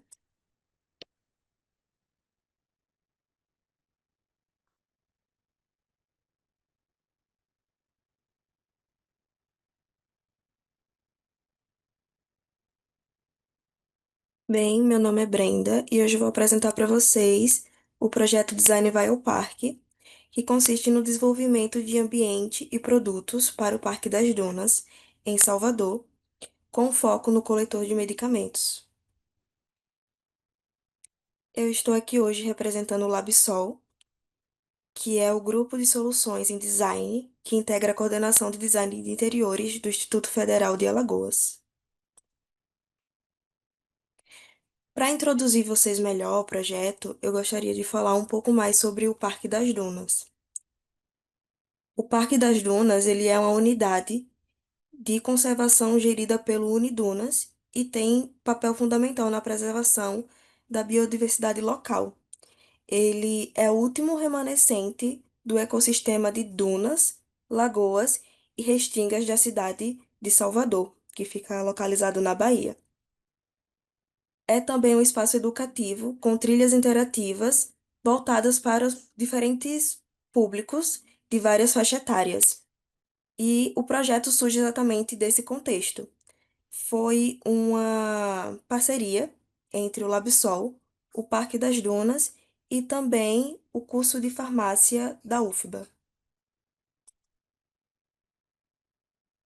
Os nossos principais objetivos foram valorizar o bioma da Mata Atlântica por meio do design, promover a educação ambiental e a conscientização ecológica, destacar a importância do Parque das Dunas na conservação da restinga e reforçar o papel do parque como espaço educativo, incentivando a interação lúdica e o envolvimento do público infantil com a natureza.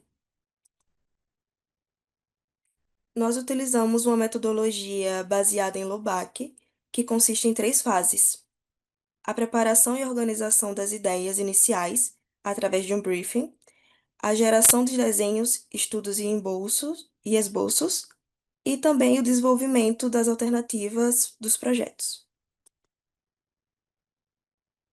Aqui está algumas referências que utilizamos. Esse projeto, o nosso foco foi buscar criar uma linguagem acessível e divertida para as crianças. Então, nós pegamos algumas referências, tanto de coletores de medicamentos existentes, quanto de outros produtos que traziam mais essa visão lúdica. Como vocês podem ver aqui, isso aqui são lixeiras, mas são personagens que chamam a atenção das crianças, né?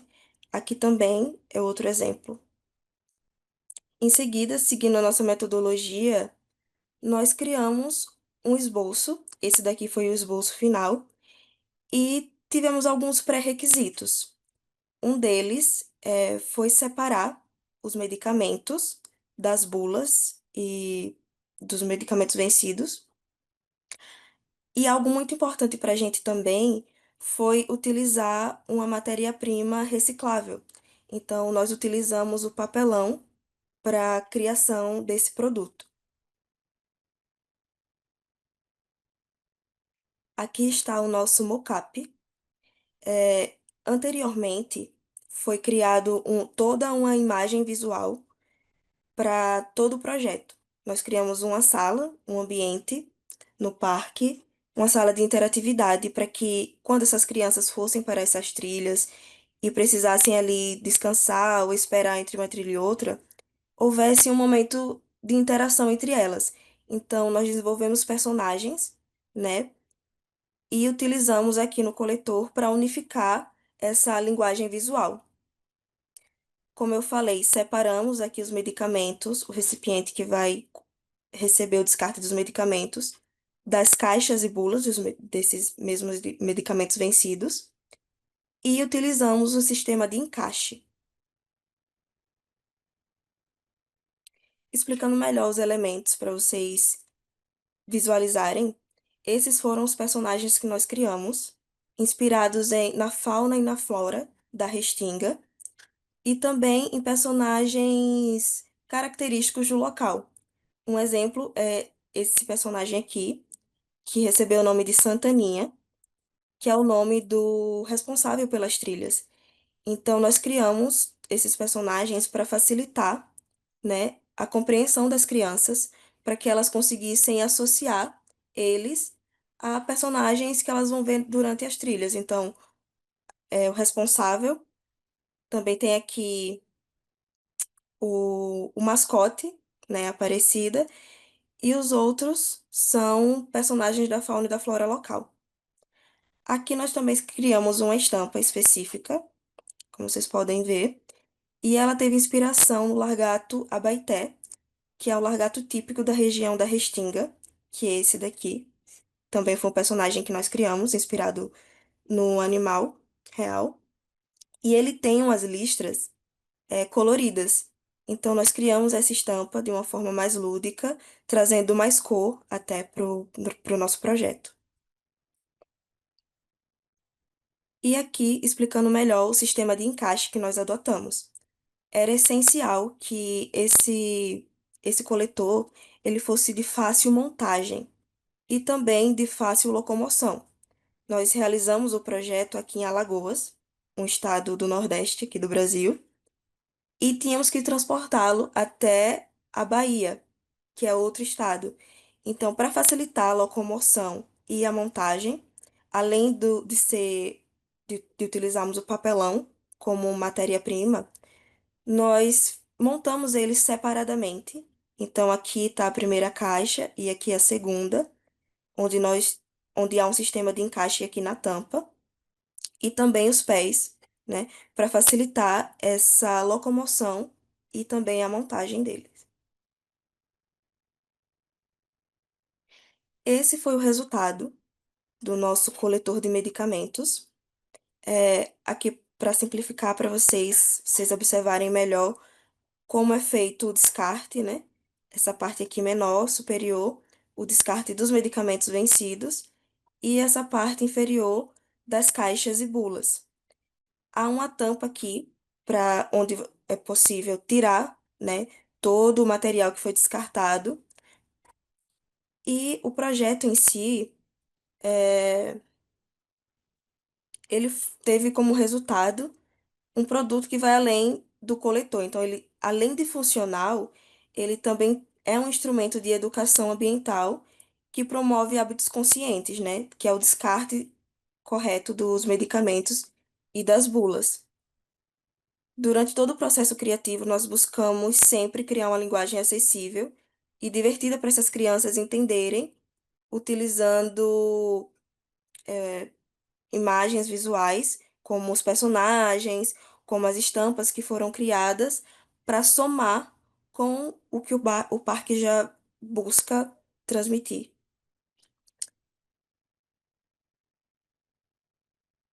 Eu gostaria de agradecer a todos pela atenção, né?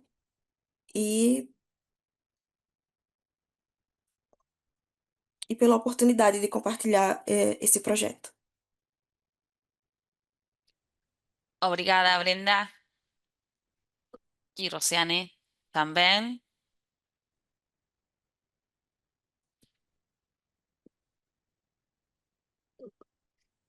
Bueno, estamos finalizando este encuentro. ¿Alguien tiene para hacer alguna pregunta? ¿O un expositor? ¿O un expositor quiere decir algo más? ¿O unas palabras finales? Si tienen dudas o una consulta, lo pueden hacer por el chat también. Estos minutos son para ir concluyendo.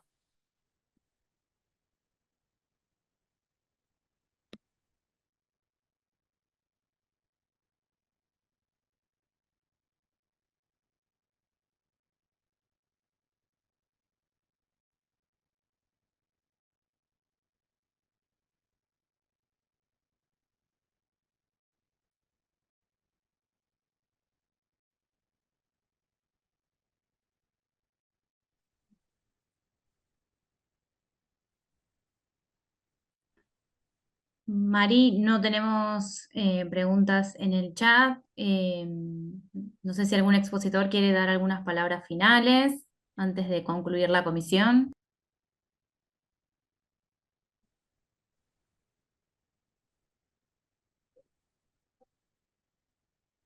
Hola, no, pues tomo la palabra para decir que siempre me encanta participar de este tipo de encuentros porque uno ve realmente la aplicabilidad, por ejemplo, del diseño. Nosotros muchas veces, por lo menos yo que soy docente, veo como esa parte teórica del diseño. Veo como digamos todo ese sueño del diseño, pero me encanta ver las aplicaciones reales, y esas aplicaciones tan sociales como las que han mostrado, por ejemplo, muchos de los compañeros, aplicaciones que pienso que realmente pueden contribuir a mejorar la vida de las personas. Básicamente era lo que quería como compartir con ustedes. Bueno, ¿alguien más? Muchas gracias, Rafael, por tus palabras. ¿Alguien más quiere hacer una consulta o unas palabras finales?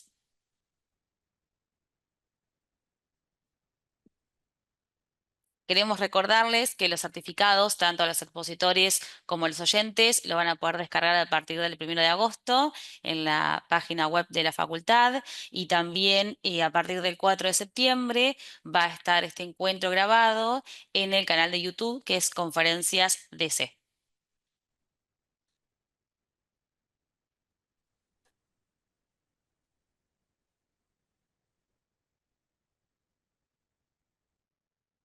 Bueno, si no hay alguna consulta más, vamos finalizando este encuentro en nombre de la Facultad de Diseño y Comunicación de la Universidad de Palermo. Les agradecemos por todo lo que compartieron, por sus trabajos, por estar acá, por el intercambio de ideas. Muchas gracias a todos.